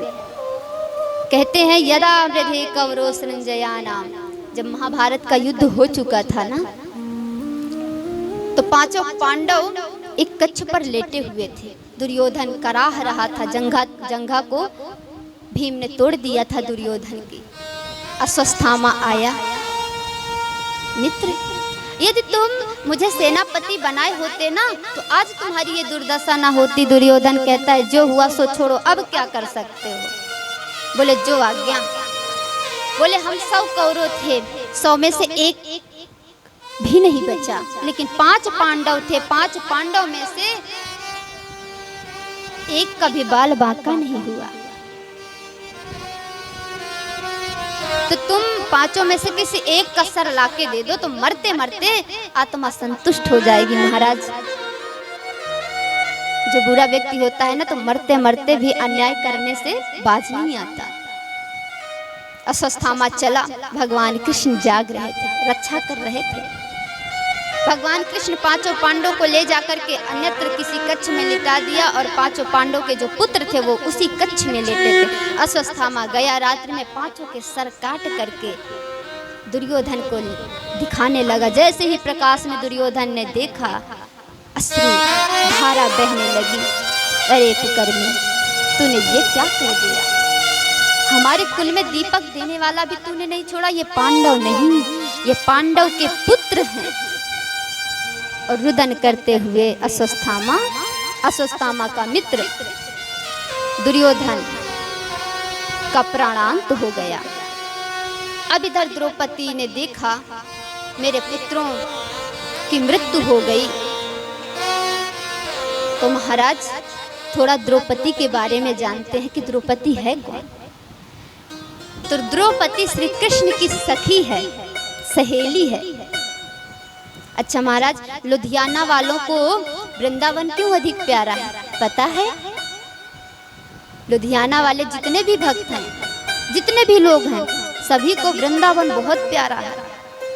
और हमने कई जगह घूम के देखा कि जैसा वृंदावन का वर्णन है गौधाम में, वैसा ही हरियाली तीज का उत्सव मनाया गया। उसे देख करके ऐसा लगता है कि हम तो वृंदावन में आ गए। जैसे वृंदावन धाम में आश्रमों में श्री ठाकुर जी श्री जी सहित विराजमान हैं, उनकी पूजा अर्चना होती है, वैसे ही लुधियाने में कई जगह, अनगिनत जगह ठाकुर जी विराजमान हैं। ये किसके कारण? द्रौपदी के कारण। अच्छा, द्रौपदी के कारण क्यों? क्योंकि द्रौपदी महाराज पंजाब की थी। और जब कृष्ण की सखी पंजाब की हो तो उसके सखी जहाँ की सखी हो तो उसके सखा से चित चोर से कौन नहीं प्रेम करेगा। तो द्रौपदी के कारण ही चित्तचोर से सभी बहुत, लुधियाना के जितने भी भक्त हैं सब बहुत प्रेम करते हैं। जैसे इस्कॉन टेम्पल वृंदावन में बना है, यहाँ भी बना है। यहाँ का वर्णन देख के वृंदावन की याद आती है। आज द्रौपदी रोती हुई अपने पुत्रों के पास आई। अर्जुन ने शपथ ले ली कि भद्रे, भद्रे कहते हैं कल्याणी को, भद्रे तुम चिंता मत करो, जो तुम्हारे पुत्रों का हत्यारा है मैं उसे पकड़ करके लाऊंगा और जो सजा देना देना। अर्जुन रथ को हाँकने लगे। अर्जुन रथ में बैठे, कृष्ण रथ को हाँकने लगे, अश्वत्थामा का पीछा करने लगे। अश्वत्थामा ने जब अपने बचाव का कोई उपाय नहीं देखा ना, तो ब्रह्मास्त्र का संधान किया और ब्रह्मास्त्र को ही छोड़ दिया अर्जुन पर। अर्जुन कह रहा है केशव बचाओ, केशव ये कैसा, ये मानो ऐसा लगता है कि त्रिभुवन को नष्ट कर देगा, केशव बचाओ। केशव ने कहा अर्जुन तुम ब्रह्मास्त्र को छोड़ने और वापस करने में दोनों में कुशल हो। ये अश्वत्थामा ने ब्रह्मास्त्र का संधान किया, तुम अपने ब्रह्मास्त्र से इसको काटो। अर्जुन ने ब्रह्मास्त्र का संधान किया और अपने ब्रह्मास्त्र से अश्वत्थामा के ब्रह्मास्त्र को काटा और अश्वत्थामा के केस पकड़ करके द्रौपदी के चरणों में गिरा दिया। और अर्जुन कहने लगे कि हे प्रिय, जो दंड इसे पापी को देना है अब दो। जैसे ही द्रौपदी ने अश्वत्थामा को देखा तो हमारी द्रौपदी कितनी करुणामयी है। पता है क्या किया? जिस माता के पुत्र की हत्या हो जाए और उस माता को पता चल जाए कि ये मेरे पुत्र का हत्यारा है तो सिंगिनी की तरह दौड़ पड़ेगी उस पर। लेकिन द्रौपदी ने क्या किया? साष्टांग दंडवत किया। सारी सभा स्तब्ध रह गई, ये क्या कर रही हो? द्रौपदी कहने लगी, अर्जुन, मैं एक माँ हूँ, 5 पुत्र मेरे मरे हैं, जो दुख मुझे हो रहा है यदि इसे मार दोगे ना तो वो दुख तुम्हारी गुरु माता को होगा। और ये मत भूलो कि जो विद्या तुम्हारे गुरुदेव ने तुमको दिया वो अपने पुत्र को नहीं दिया। बोलो राधे राधे। ये हमारे भारत देश की स्त्रियों की करुणा भाव है, ममतामयी माता इसीलिए कहा गया है। द्रौपदी कहती हैं कि मैं तो तुम्हारे सहारे जी लूंगी, लेकिन तुम्हारी गुरु माता के तो पति रहे नहीं, तुमने उनको मार दिया, पुत्र भी चला जाएगा तो वो जिएंगी कैसे? ऐसा विचार, ऐसा कहने लगी द्रौपदी। लेकिन भीम कहते हैं कुछ भी हो जाए मैं इसे छोड़ने वाला नहीं। नकुल सहदेव कहते हैं मैं भी भैया की सहमति से सहमत हूँ। लेकिन युधिष्ठिर महाराज केवल द्रौपदी के सहमत थे। अब सब कृष्ण की ओर देखने लगे कि भाई कृष्ण ही कोई निर्णय करें। मेरे केशव ने कैसा निर्णय किया? गोविंद कहते हैं ब्रह्मबंधुर न हंतव्यम आतताई वधारणा, मैं वो भयमाम नातुम परिपायुनुशासनम। ब्रह्मबंधुर न हंतव्यम आतताई वधारणा। अर्जुन, ब्राह्मण का कभी वध नहीं करना चाहिए। अच्छा, लेकिन फिर कहते हैं आतताई वधारणा, जो आतताई है ना उसे छोड़ना भी नहीं चाहिए। अब तो बड़े आश्चर्य की बात, ये तो ब्राह्मण भी है, आतताई है, इसे मारे या छोड़े। सारी सभा देखने लगी, भाई क्या किया जाए, ये तो ब्राह्मण है और आतताई भी है। तो बोले, अर्जुन श्री कृष्ण के लाडले थे ना, तो श्री कृष्ण की भावना को समझ जाते थे। अर्जुन श्री कृष्ण की भावना को समझ गए और अश्वत्थामा के मस्तक में जो मणि थी उसको निकाल करके श्री कृष्ण के हाथ में रख दिया। वही मणि को श्री कृष्ण ने बलदाऊ भैया को दे दिया और अश्वत्थामा के केस कटवा के देश निकाला दे दिया। अश्वत्थामा को तो ये सोचना चाहिए मेरे प्राणों की रक्षा की, लेकिन नहीं। दुष्ट व्यक्ति को यदि आप जीवन दान भी दे दो ना तो बदले की भावना रखता है। अश्वत्थामा ने सोचा कि जब अभिमन्यु की मृत्यु हुई थी ना तो मैंने सुना था उसकी पत्नी उत्तरा, उसका गर्भ था, उसके गर्भ में बालक था। तो ब्रह्मास्त्र का संधान करके उत्तरा के गर्भ में अश्वत्थामा ने छोड़ दिया कि इनके वंश को ही नाश कर देंगे। इधर मेरे केशव कहने लगे, अर्जुन अब मुझे आज्ञा दो, महाभारत का युद्ध हो गया, अब मैं चलता हूँ। लेकिन जैसे ही केशव जाने लगे तो अश्वत्थामा ने जो बाण छोड़ा था, गर्भ में तो जठराग्नि होती है, लेकिन और जठराग्नि ब्रह्मास्त्र से अग्नि उत्पन्न होती है। तो उत्तरा रोती हुई श्री कृष्ण के चरणों में आई और कहने लगी, पाहि पाहि महायोगिन देव देव जगतपते,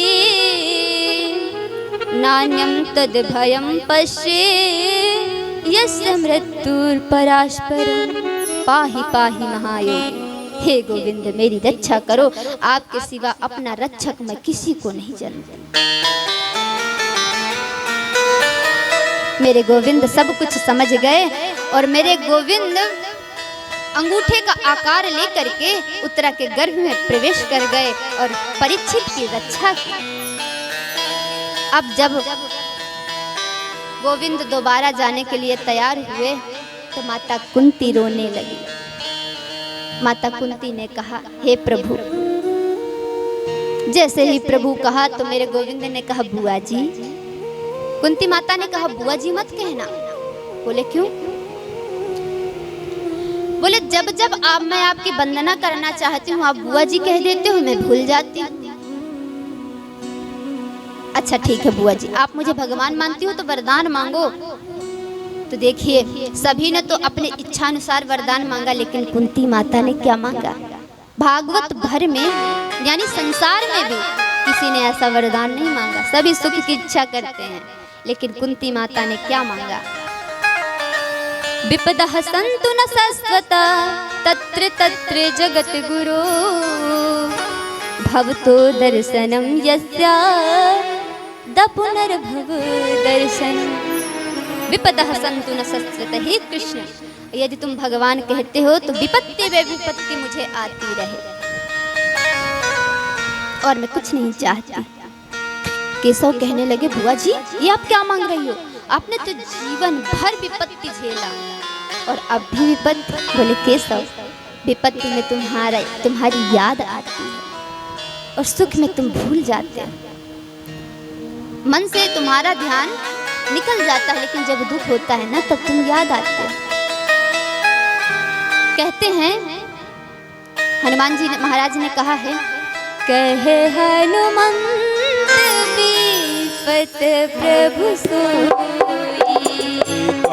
हनुमंत विपत प्रभु सोई। कहे हनुमंत विपत प्रभु सोई। कहे हनुमंत विपत प्रभु सोई। जब तब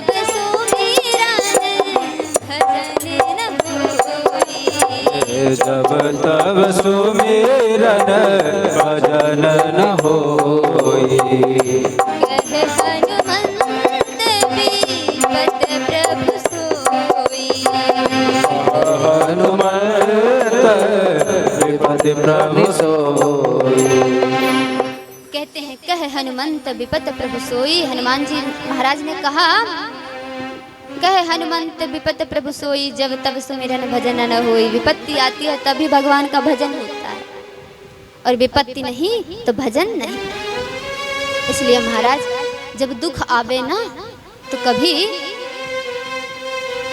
अपने आप को कोसना मत कि भगवान ने हमें दुख दे दिया। अच्छा महाराज क्यों?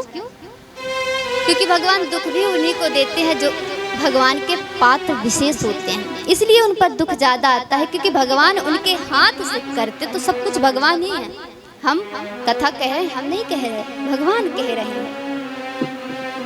आप सब कथा सुन रहे हैं, आप सब नहीं सुन रहे हैं, भगवान सुन रहे हैं। तो भगवान उन्हीं को कष्ट देते हैं, भगवान उनको कष्ट नहीं देते, भगवान उन्हें मजबूत करते हैं। ये मनुष्य का शरीर ना हीरा है, इसको जितना तराशा जाए उतना इसमें निखार आएगा। तराशने का मतलब क्या? जितना इस शरीर को कष्ट मिलेगा ना उतना इसमें कुछ काम करने की, आगे बढ़ने की क्षमता होगी, जो कुछ करेगा ही नहीं महाराज। अच्छा जो कहते हैं कि इस इंसान ने बहुत गलतियां की, इससे दूर रहना, तो महाराज हम कह रहे हैं कि जो व्यक्ति ये बात कह रहा है उससे लाख गुना दूर रहना, क्योंकि उसने जीवन में कुछ किया ही नहीं, और जो कुछ करेगा ना तो उससे गलती तो अवश्य होगी। यहाँ परमात्मा से गलती हुई है तो भगवान दुख उन्हीं को देते हैं जिनसे वो कुछ करवाना चाहते हैं। आज मेरे केशव माता कुंती का हाथ पकड़ करके भक्ति के वशीभूत हो करके महल में फिर आ गए, द्वारिका नहीं गए। अब इधर क्या देखते हैं, रात्रि में सब पड़े सो रहे थे, लेकिन युधिष्ठिर भैया रो रहे थे। केशव जा कर के पूछा क्या बात है। बोले केशव मैं बहुत दुखी हूँ, इस पद के लिए मैंने अपने गुरु की हत्या की, मैंने अपने परिवारजनों की हत्या की, इस पद को लेकर के मैं क्या करूँगा। केशव ने समझाया कि बड़े भैया यहाँ कर्म सबको करना है, लेकिन करवाता तो मैं हूँ। जो छात्र धर्म का ज्ञान भगवान ने अर्जुन को दिया था, वही ज्ञान भगवान आज युधिष्ठिर महाराज को दे रहे हैं, लेकिन समझ में नहीं आ रहा है। अच्छा क्यों? क्योंकि जब अब हम कथा सुना रहे हैं, जब तक सुनाने वाले के प्रति गुरु भाव, भागवत भाव, श्रेष्ठ भाव नहीं होगा, तब तक उसकी बात समझ में नहीं आ सकती। बोलो राधे राधे। कृष्ण की बात युधिष्ठिर महाराज को क्यों नहीं समझ में आ रही? क्योंकि युधिष्ठिर महाराज सोच लेते हैं ये मेरे भाई मामा का लड़का ही तो है, अभी कितनी उम्र, कितना ज्ञान होगा, इसलिए उनको समझ में नहीं आ रही। लेकिन वही ज्ञान अर्जुन को समझ में क्यों आ गया? क्योंकि अर्जुन ने कहा हे केशव, अब आप मेरे गुरु, मैं आपका शिष्य, मेरे नैया आपके हाथों में है। तो जब ये भावना आती है ना, तो जो गुरु कहेगा शिष्य को वही समझ में आ जाएगा। वही बात अर्जुन को समझ में आ गई। केशव समझ गए। अब इनको मेरी बात समझ में नहीं आएगी, इनको भीष्म पितामह ही समझा सकते हैं। सुबह होने पर पांचों पांडव, कुंती, माता द्रौपदी सब गई भीष्म पितामह के पास। पितामह ने देखा आज मेरा केशव आया। पितामह देख करके केशव के चरणों में प्रणाम किया और रोने लगे। तुमने बहुत इंतजार कराया, अब मैं कुछ तुमसे मांगना चाहता हूँ। केशव ने सोचा, मेरे गोविंद ने सोचा, बाबा जी को तो इच्छा मृत्यु का वरदान है, कहीं 2-4 साल न मरने का प्रण लिए बैठे हो तो हमारी छुट्टी, हम तो यहीं रहेंगे। मुंह लटका करके बोले मांगिए। बोले केशव मैं यही मांगना चाहता हूँ कि जब तक मेरी मृत्यु ना हो जाए तब तक तुम ऐसे खड़े रहे। अब मुंह लटका करके खड़े हो गए। जब मुंह लटका करके खड़े हो गए तो भीष्म पितामह ने कहा ऐसे नहीं, मंद मंद मुस्कान, मुस्कुराते हुए कहते हैं सहदेव देवो भगवान प्रतीक्षिता कलेवरं यावदिदं हीनोम्यहम् प्रसन्नहासारूढलोचनोलसन् मुखाम्बुजोध्यानपतश्चतुर्भुजा। प्रसन्नहासारूढलोचनोलसन्, ऐसे नहीं केशव, प्रसन्नहासा, मुख को प्रसन्न करके मेरे सामने खड़े रहिए। केशव खड़े हो गए। अब गोविंद ने कहा कि पितामह इनको कुछ ज्ञान दीजिए, ये आपसे ज्ञान मांगने आए हैं। मेरे गोविंद ने जब ऐसे कहा तो पितामह राजधर्म, छात्र धर्म, गृहस्थ धर्म, अनेक धर्मों का वर्णन किया और कहने लगे युधिष्ठिर कभी पाप होते हुए देखना नहीं चाहिए। अच्छा अब पाप हो रहा हो ना, तो यदि सामर्थ्य है तो मुकाबला करो, सामर्थ्य नहीं है तो वहां से दूर हो जाओ। द्रौपदी हंस पड़ी। जैसे ही द्रौपदी हंसी, गोविंद ने, पितामह ने कहा पुत्री क्या बात है, तुम्हें हंसी क्यों आई? द्रौपदी ने कहा कुछ नहीं पितामह, बस ऐसे ही। बोले ऐसे नहीं, राजघराने की जो स्त्रियां होती है ना, बिना वजह के कभी हंसती नहीं। पुत्री मरते हुए मुझे ये बात बता दो, नहीं मन में एक बात रह जाएगी। द्रौपदी ने कहा पितामह आज आप कह रहे हैं कि अधर्म होते हुए कभी देखना नहीं चाहिए, तो जब भरी सभा में दुशासन मेरी साड़ी खींच रहा था उस समय आप कहाँ था? उस समय तो सबसे पहले मैंने आपसे ही प्रश्न किया था कि एक रजस्वला स्त्री को भरी सभा में अपमान करने का किसका अधिकार है? और मेरे पति तो दास्य हो चुके थे, पहले ही जुए में हार चुके थे अपने आप को, तो एक दास को कुछ भी दांव में लगाने का क्या अधिकार है, लेकिन आपने कुछ उत्तर नहीं दिया था। और न आप वहां से उठ करके कहीं गए थे, वहीं नीचे सर करके बैठे हुए थे। पितामह रोने लगे, पुत्री आज मैं 52 दिन से ससैया पर पड़ा हूँ, पता है क्यों? क्योंकि मैंने जैसा नमक खाया है ना, मैं चाहता हूँ कि मेरे शरीर से एक एक बूंद रक्त का निकल जाए। मेरा मन आज शुद्ध हो गया है, मेरे शरीर से दुर्योधन के पापी अन्न का जो रक्त था वो निकल चुका है, मैंने पाप किया है पुत्री। और पितामह रोते हुए श्री कृष्ण की ओर निहारने लगे और कहने लगे, केशव धन्य है तुम्हारी वो झांकी। देखो किसी की मृत्यु हो रही हो उस समय परमात्मा का ध्यान नहीं आता, लेकिन आज पितामह महाभारत का दर्शन कर रहे हैं। इतनी शरीर में पीड़ा है लेकिन महाभारत का दर्शन कर रहे हैं। कह रहे हैं, कृष्ण जब मैंने ये प्रतिज्ञा की थी कि आज मैं श्री कृष्ण को शस्त्र धारण करवा के रहूंगा, और आपने भी प्रतिज्ञा ली थी कि मैं महाभारत के युद्ध में कभी शस्त्र नहीं धारण करूंगा, लेकिन यदि परमपिता परमेश्वर कोई प्रतिज्ञा ले ले और उसकी प्रतिज्ञा टूट जाए ना, तो संसार में प्रलय हो जाता है। लेकिन पितामह कहने लगे, हे केशव आप कितने दयालु हैं। पितामह कहते हैं, केशव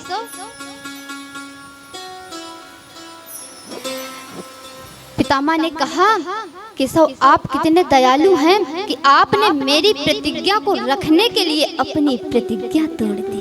बोलो राधे राधे।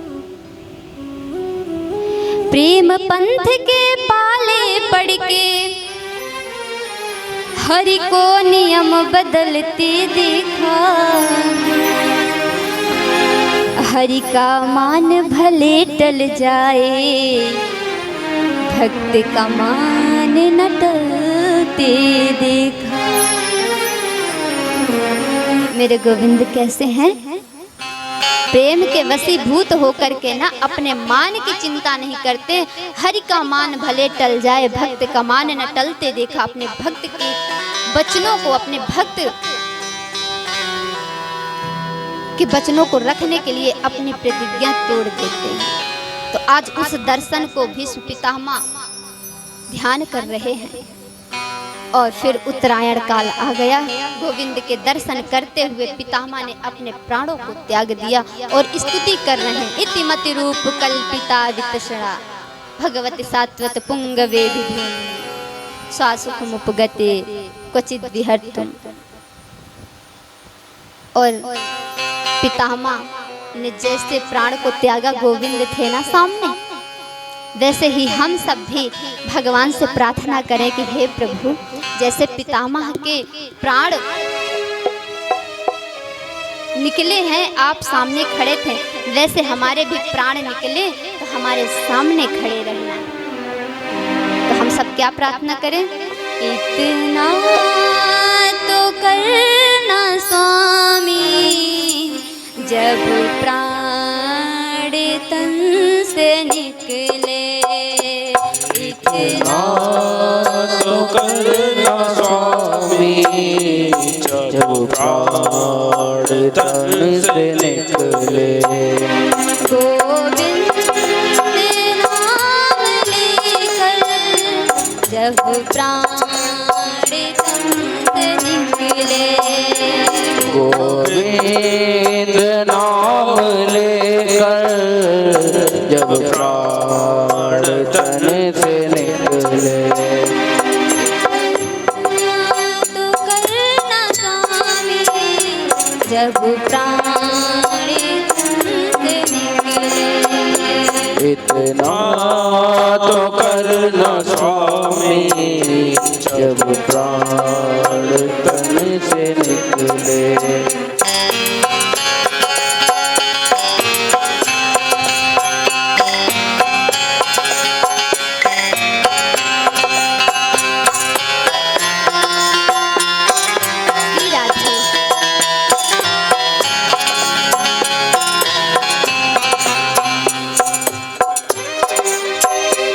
इतना तो करना स्वामी जब प्राण तन से निकले।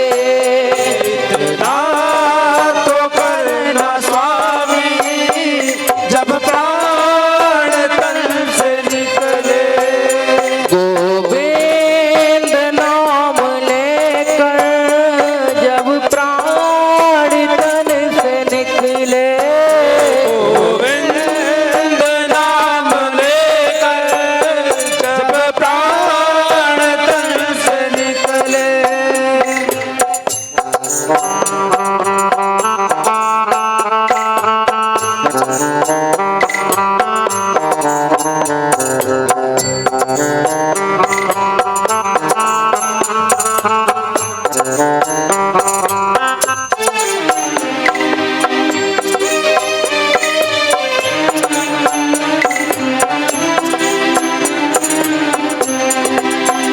श्री गंगा जी का तट हो, श्री गंगा जी का तट हो, यमुना का बंसी बट हो, यमुना का बंसी बट हो। नाम लेकर जब प्राण निकले। इतना तो करना स्वामी जब प्राण तन से निकले। गोविंद नाम लेकर जब प्राण तन से निकले।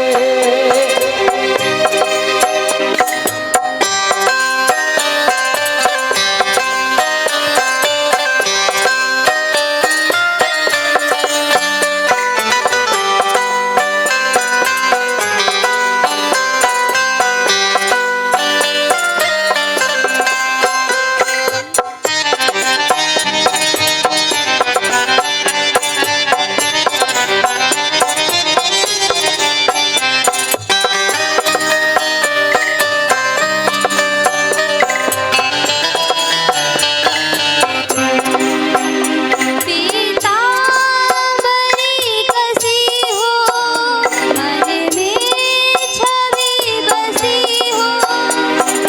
पीतांबरी कसी हो, मन में छवि बसी हो।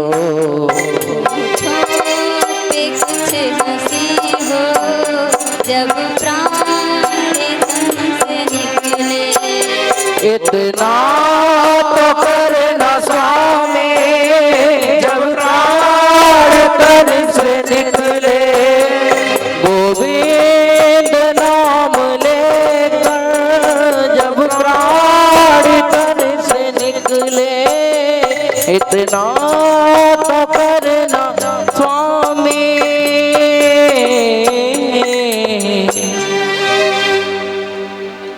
श्री कृष्णचंद्र भगवान की। तो मृत्यु के समय हम सब ये प्रार्थना करें कि प्रभु इतना तो कृपा करना हम पर कि जब प्राण तन से निकले मुख में तुम्हारा नाम हो और आंखों में तुम्हारा दर्शन हो। ऐसी प्रार्थना हम सबको हमेशा करनी चाहिए। अब मेरे गोविंद इधर उत्तरायण काल आया और भीष्म पितामह ने अपने प्राणों को त्याग दिया। इधर भगवान कृष्ण अब द्वारिका पधारे। द्वारिका में जा करके सभी को सांत्वना दी, माता पिता के चरणों को स्पर्श किया। सभी बड़े प्रसन्न हो गए, आज गोविंद आ गए। अब इधर जब गोविंद पहुंचे द्वारिका तो इधर परीक्षित महाराज जी का जन्म हो गया। परीक्षित जी महाराज का जब जन्म हुआ तो युधिष्ठिर महाराज को देखो इतना ज्ञान दे दिया था पितामह ने, लेकिन फिर भी श्री कृष्ण को मामा का लड़का ही समझते थे। तो अर्जुन को साथ में भेजा था, जाओ रास्ते में रक्षा करना। जो गोविंद सृष्टि की रक्षा करता है उसकी रक्षा के लिए अर्जुन को भेजा था। अर्जुन आज आ रहे हैं द्वारिका से, मुंह लटका हुआ है। युधिष्ठिर महाराज ने पूछा कि क्या बात है? बोले भैया, जो हमारे सखा थे ना, उस धराधाम को छोड़ करके चले गए। जैसे ही सुना कि कृष्ण इस धराधाम को छोड़ करके चले गए, तो युधिष्ठिर महाराज ने परीक्षित को राजगद्दी दे दी। और परीक्षित को राजगद्दी जब दे दी और खुद चीर वस्त्र पहन करके बद्रिकाश्रम चले गए, क्योंकि अब हमारा सखा नहीं इस धराधाम पर, तो हम जीवित रह करके क्या करेंगे। परीक्षित महाराज ने सोचा कि मेरे नाना, मेरे ताऊ, मेरे चाचा, सब पिता का सबका तो बड़ा नाम मैं भी देखूं। जब राजा नया बनता है ना, तो अनेक प्रकार की चर्चाएं होती हैं, कैसा है। तो परीक्षित जी महाराज जंगल निकले और देखा कि एक बैल और एक गौ माता खड़ी थी। एक पीछे से काला कलूटा पुरुष डंडे से प्रहार कर रहा था।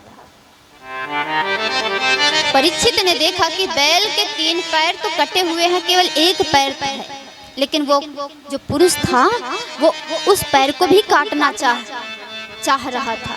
परीक्षित जी महाराज ने धनुष बाण तान लिया। जैसे ही धनुष बाण तान लिया तो कलयुग परीक्षित जी महाराज के चरणों में आकर के गिर गया। महाराज मुझे क्षमा करिए, मैं कलयुग हूँ। बोले तुम कलयुग हो तो तुम मेरे राज्य में क्या कर रहे हो, निकल जाओ। बोले महाराज कहाँ जाऊँ, जहाँ देखता हूँ आप ही धनुष बाण लेकर के खड़े रहते हैं। महाराज आप कोई स्थान दीजिए। बोले ठीक है, हम स्थान देते हैं। 4 स्थान बताए। कौन कौन से? जुआ, जहाँ पे जुआ खेला जाता हो। दूसरा वेश्या, जहाँ पे वेश्यावृत्ति होती हो। तीसरा शराब, जहाँ पे शराब पिया जाता हो। चौथा झूठ, जहाँ पे झूठ बोला जाता हो। बोले महाराज सारे स्थान आपने मुझे बुरे बताए, कोई एक अच्छा स्थान। तो परीक्षित जी महाराज के मुख से निकल गया कि जाओ तुम स्वर्ण में निवास करो। जैसे ही कहा स्वर्ण में निवास करो, तो कलयुग परीक्षित जी महाराज सोने का मुकुट पहने थे, उसी में बैठ गए। अच्छा महाराज, सोने का रथ भी था, कलयुग उसमें क्यों नहीं प्रवेश हुआ, मुकुट में क्यों बैठा? क्योंकि वो जो मुकुट था ना, वो पाप की कमाई का धन था। भीम ने जरासंध को मारा था, तो जरासंध का मुकुट राज खजाने में थे। परीक्षित जी महाराज उसे पहन करके आ गए। वो पाप का धन था, इसलिए कलयुग उसमें प्रवेश कर गया। और जो रथ था वो मेहनत से कमाया हुआ था। तो महाराज आज भी जो मेहनत से कमाया हुआ धन है, उसमें कलयुग नहीं प्रवेश करता। लेकिन जो 2 नंबर के काम का पैसा आता है, उसमें कलयुग ही रहता है। वो किसी न किसी तरीके से निकल जाता है। जिस घर में बहुत पैसा आता है ना, नंबर 2 का, उसमें देखना या तो लड़का पागल रहेगा, उसको एक तक्षक डसेगा जिसने मेरे पिता के गले में सर दिया। जैसे ये पता चला तो पहुंच गए। परीक्षित जी महाराज जब अपने घर पहुंचे तो इधर से संदेशा आया कि तुमको 7 दिन में मरने का श्राप लगा। जैसे ही पता चला कि 7 दिन में मरने का श्राप लगा है, तो तुरंत परीक्षित जी महाराज को वैराग्य हुआ और गंगा के तट पर पहुंच गए। आज सभी ऋषि मुनियों से परीक्षित जी महाराज यही पूछते हैं कि जो म्रियमाण मनुष्य हो, जल्दी मरने वाला हो, उसके मुक्ति का उपाय बताए। किसी से जब उत्तर नहीं निकला तो आज सुखदेव भगवान का आगमन होता है। तत्रा भगवत भगवान व्यास पुत्र। बोले सुखदेव भगवान, आज सुखदेव भगवान का आगमन हुआ। और तब सुखदेव भगवान से परीक्षित जी महाराज ने कहा कि प्रभु म्रियमाण मनुष्यों की मुक्ति का उपाय बताएं।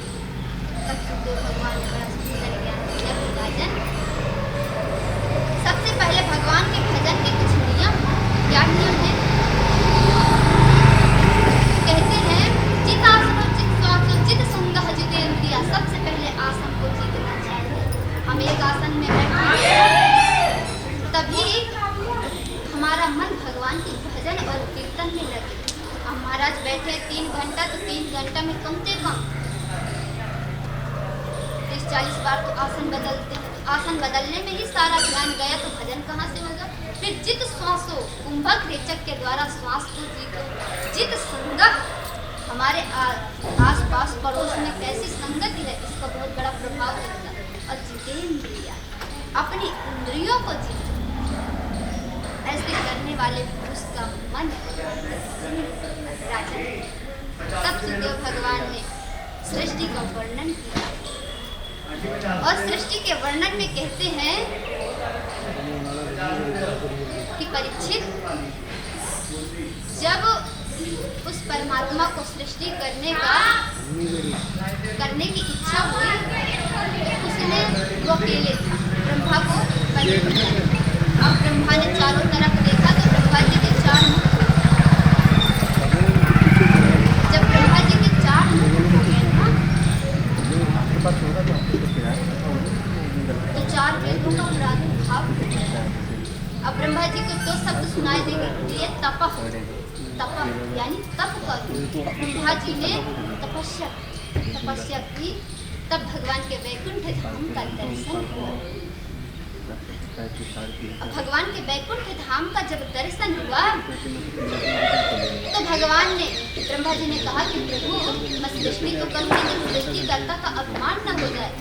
तो ब्रह्मा जी को भगवान ने जो चतुर्थ श्लोकी भागवत का ज्ञान दिया, उसी चतुर्थ श्लोकी भागवत से श्रीमद् भागवत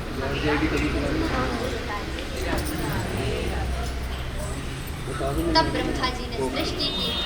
अब ब्रह्मा जी ने सृष्टि की, ब्रह्मा जी ने जब सृष्टि करने की इच्छा की तो सनत कुमारों का मनसा यानी मन से की तो मानसिक पुत्र सनत कुमार के हो गए।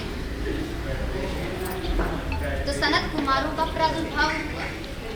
सनत कुमारों ने सृष्टि करने से मना कर दिया तो ब्रह्मा जी को क्रोध आ गया। जब ब्रह्मा जी को क्रोध आया तो उनके प्रकृति से रुद्र भगवान का अवतार, बोलो रुद्र भगवान की।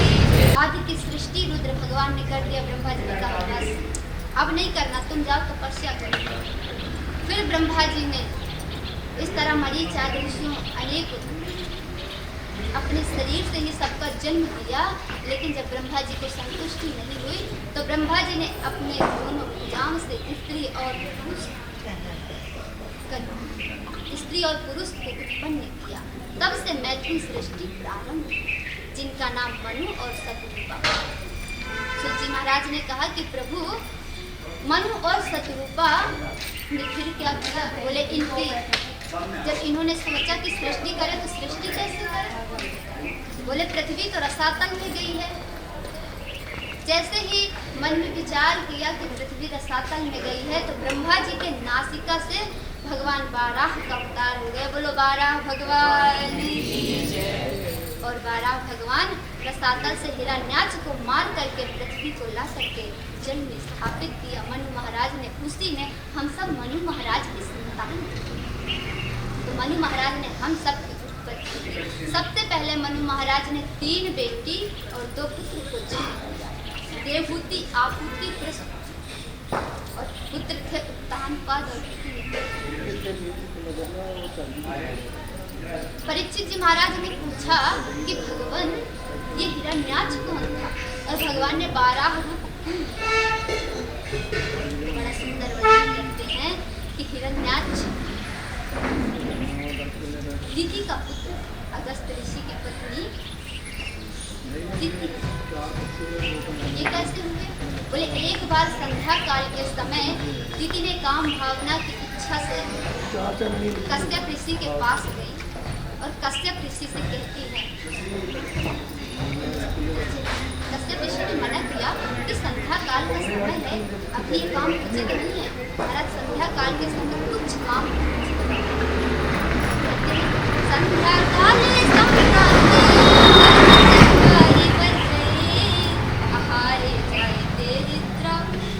संध्या काले संप्राप्ति कर्म चतुवारी वर्जय। संध्या काल के समय 4 काम करते। बोले कौन कौन से, बोले मैथुन करना, संध्या काले संप्राप्ति कर्म चतुवारी वर्जय, आहारे जायते व्याधि गर्भौष्ठे च मैथुन। आहार करना चाहिए, तो क्या होता है बोले पेट जन्य बीमारियां होती है, लेकिन संध्या काल के समय आजकल देखा जाता है महाराज चौराहे पे जाकर सभी चावटी बतासे सब खाते हैं। दूसरा मैथुन नहीं करना चाहिए। इससे क्या होता है, रुद्र भगवान संध्या काल के समय अपने भूत गणों के साथ विचरण करते हैं। संध्या काल के समय जो मैथुन करता है तो वर्ण संकट को काम रहेगा, तो परिवार को नरक में ले जाने वाला है। विद्या अध्ययन नहीं करना चाहिए। जो विद्या हम अध्ययन करेंगे तो समय पर हमें काम नहीं आएगी और नहीं चाहिए करना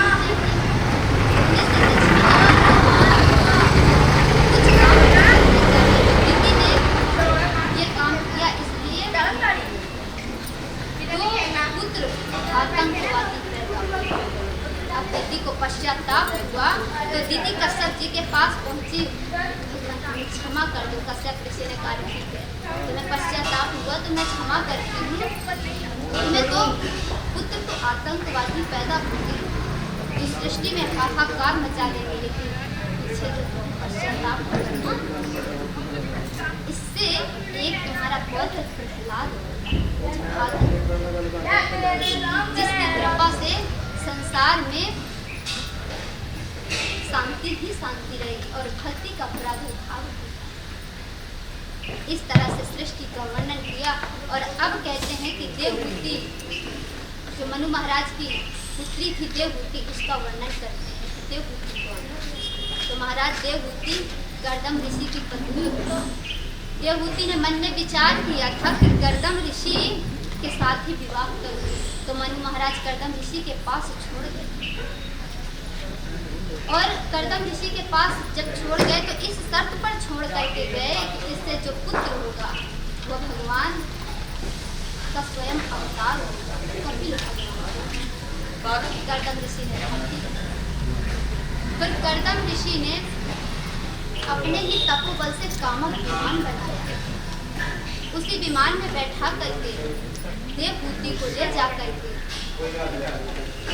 त्रिलोकी में विचरण कराया और 9 कन्याएं हुई जिनको हम नवधा भक्ति कहते हैं।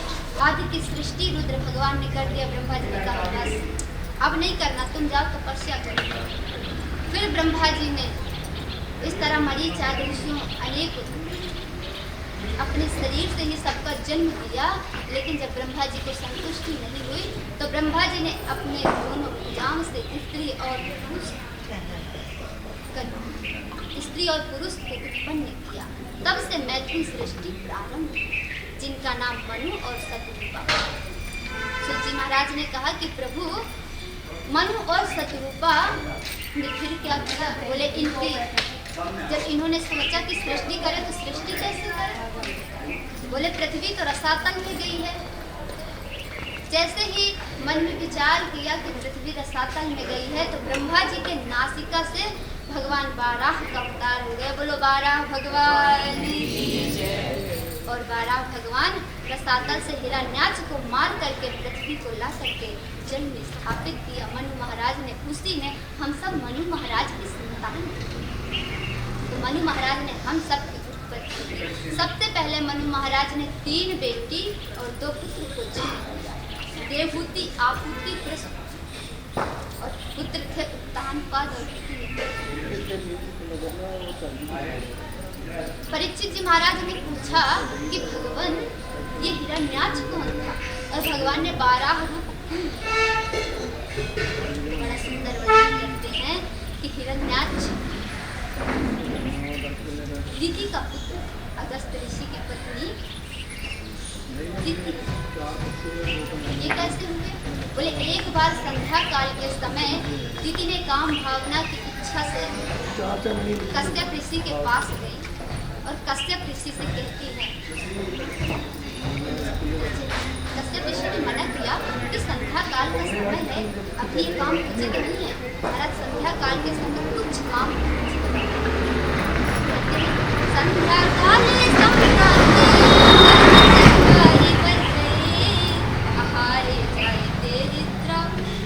संध्या काले संप्राप्ति कर्म चतुवारी वर्जन।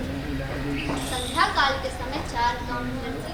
बोले कौन कौन से, बोले मैथुन करना, संध्या काले संप्राप्त गर्भ चतुवारी कर जाए आहारे जायते व्याधि गर्भ औष्ठे चमैत आहार नहीं करना चाहिए तो क्या होता है? बोले पेट जन्य बीमारियां होती है, लेकिन संध्या काल के समय आजकल देखा जाता है महाराज चौराहे पे जाकर सभी चाप टिक्की बतासे सब खाते हैं। दूसरा मैथुन नहीं करना चाहिए, इससे क्या होता है? रुद्र भगवान संध्या काल के समय अपने भूत गणों के साथ विचरण करते हैं। संध्या काल के समय जो मैथुन करता है तो वर्ण संकट को लाभ देगा, तो परिवार को नरक में ले जाता है। विद्या अध्ययन नहीं करना चाहिए, जो विद्या हम अध्ययन करेंगे तो समय पर हमें काम नहीं आएगी और नहीं चाहिए करना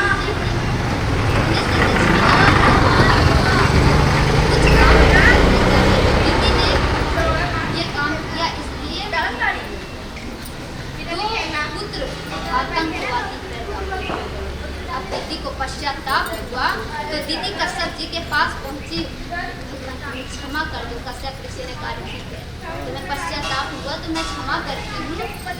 तुम्हें तो पुत्र तो आतंकवादी पैदा होंगे, इस सृष्टि में हाहाकार मचा देंगे, लेकिन पीछे जो पश्चाताप करना, इससे एक तुम्हारा पौत्र प्रहलाद जिसकी कृपा से संसार में शांति ही शांति रहेगी और भक्ति का प्रादुर्भाव होगा। इस तरह से सृष्टि का वर्णन किया और अब कहते हैं कि देवहूति जो मनु महाराज की पुत्री थी देवहूति, उसका वर्णन करते हैं। देवहूति कौन? तो महाराज देवहूति गर्दम ऋषि की पत्नी हुई। देवहूति ने मन में विचार किया था कि गर्दम ऋषि के साथ ही विवाह करूंगी, तो मनु महाराज कर्दम ऋषि के पास छोड़ गए और कर्दम ऋषि के पास जब छोड़ गए तो इस शर्त पर छोड़ करके गए कि इससे जो पुत्र होगा वो भगवान का स्वयं अवतार होगा, कपिल भगवान। कर्दम ऋषि ने फिर कर्दम ऋषि ने अपने ही तपोबल से कामक विमान बनाया, उसी विमान में बैठा करके देवहूति को ले जा करके त्रिलोकी में विचरण कराया और 9 कन्याएं हुई, जिनको हम नवधा भक्ति कहते हैं। उन 9 कन्याओं का विवाह मरीचा ऋषियों के साथ हो गया। अब कपिल भगवान का अवतार होगा। बोलिए कपिल भगवान की शास्त्र के प्रवर्तक कपिल भगवान। अब कर्दम जी कहते हैं कि मैं तो चला अब संन्यास ले लिए। कर्दम जी महाराज घर में बच्चे लिए और एक दिन देवहूति कर्दम जी के अपने पुत्र कपिल के पास आकर बैठ गई और कहती है, पुत्र मैं एक राजा की पुत्री, चक्रवर्ती सम्राट थी और एक राजा की पत्नी, एक ऋषि की पत्नी और स्वयं भगवान की माता हूँ, लेकिन फिर भी मेरे मन से मोह नहीं लगा। कपिल जी बड़े सुंदर शब्दों में कहते हैं, मन के कहना मानिए मन है पक्का मीत, लय लय बोरे मझधार में गए हाथ तू। एक बार कहते हैं मन का कहना मानिए मन है पक्का मीत, यानी मन का कहना मानना चाहिए, लेकिन दोबारा क्या कहते हैं, मन का कहना न मानिए मन है पक्का चोर, लय बोरे मझधार में गए हाथ तू। तो मन का कहना न मानिए गृहस्थों के लिए, क्योंकि इनका मन मन का कहना मानिए ये संतों के लिए। आज कपिल भगवान बड़े ही सुंदर शब्दों में हम सब माँ के गर्भ में जन्म लिए, तो हम सब ने भगवान से क्या शपथ ली थी उसके बारे में जन्मवाच का वर्णन करते हैं कि माता हम सब तो पहले महीने में हम सबके अंदर ये जो शरीर का आकार है वो आया, दूसरे महीने हाथ पैर की उंगलियां आई, तीसरे महीने सिर पेट आदि बनने लगे, चौथे महीने भूख प्यास की इच्छा हुई, 5वें महीने पेट में गर्भ में बालक घूमने लगा, 6ठे महीने हाथ पैर चलाने लगता है बालक, लेकिन 7वें महीने के बालक को ऋषि कहते हैं। होगी, तब उसमें भगवान उसको ज्ञान देते हैं, उसके पूर्व जन्म का ज्ञान याद आता है, स्मरण आता है, और जो आगे बनेगा उसका भी स्मरण याद आती है। तो वो रोता है प्रभु से कि प्रभु इस गर्भ से मुझे बाहर कीजिए, मुझे बहुत पीड़ा हो रही है, लेकिन बाहर आने से भी डरता कि यहाँ आकर के मैं कहीं फिर माया में न पड़ जाऊँ। तो प्रभु से प्रार्थना करता है कि प्रभु, आइए हम सब भी प्रार्थना करते हैं। कभी भूलू ना, कभी भूलू ना, कभी भूलू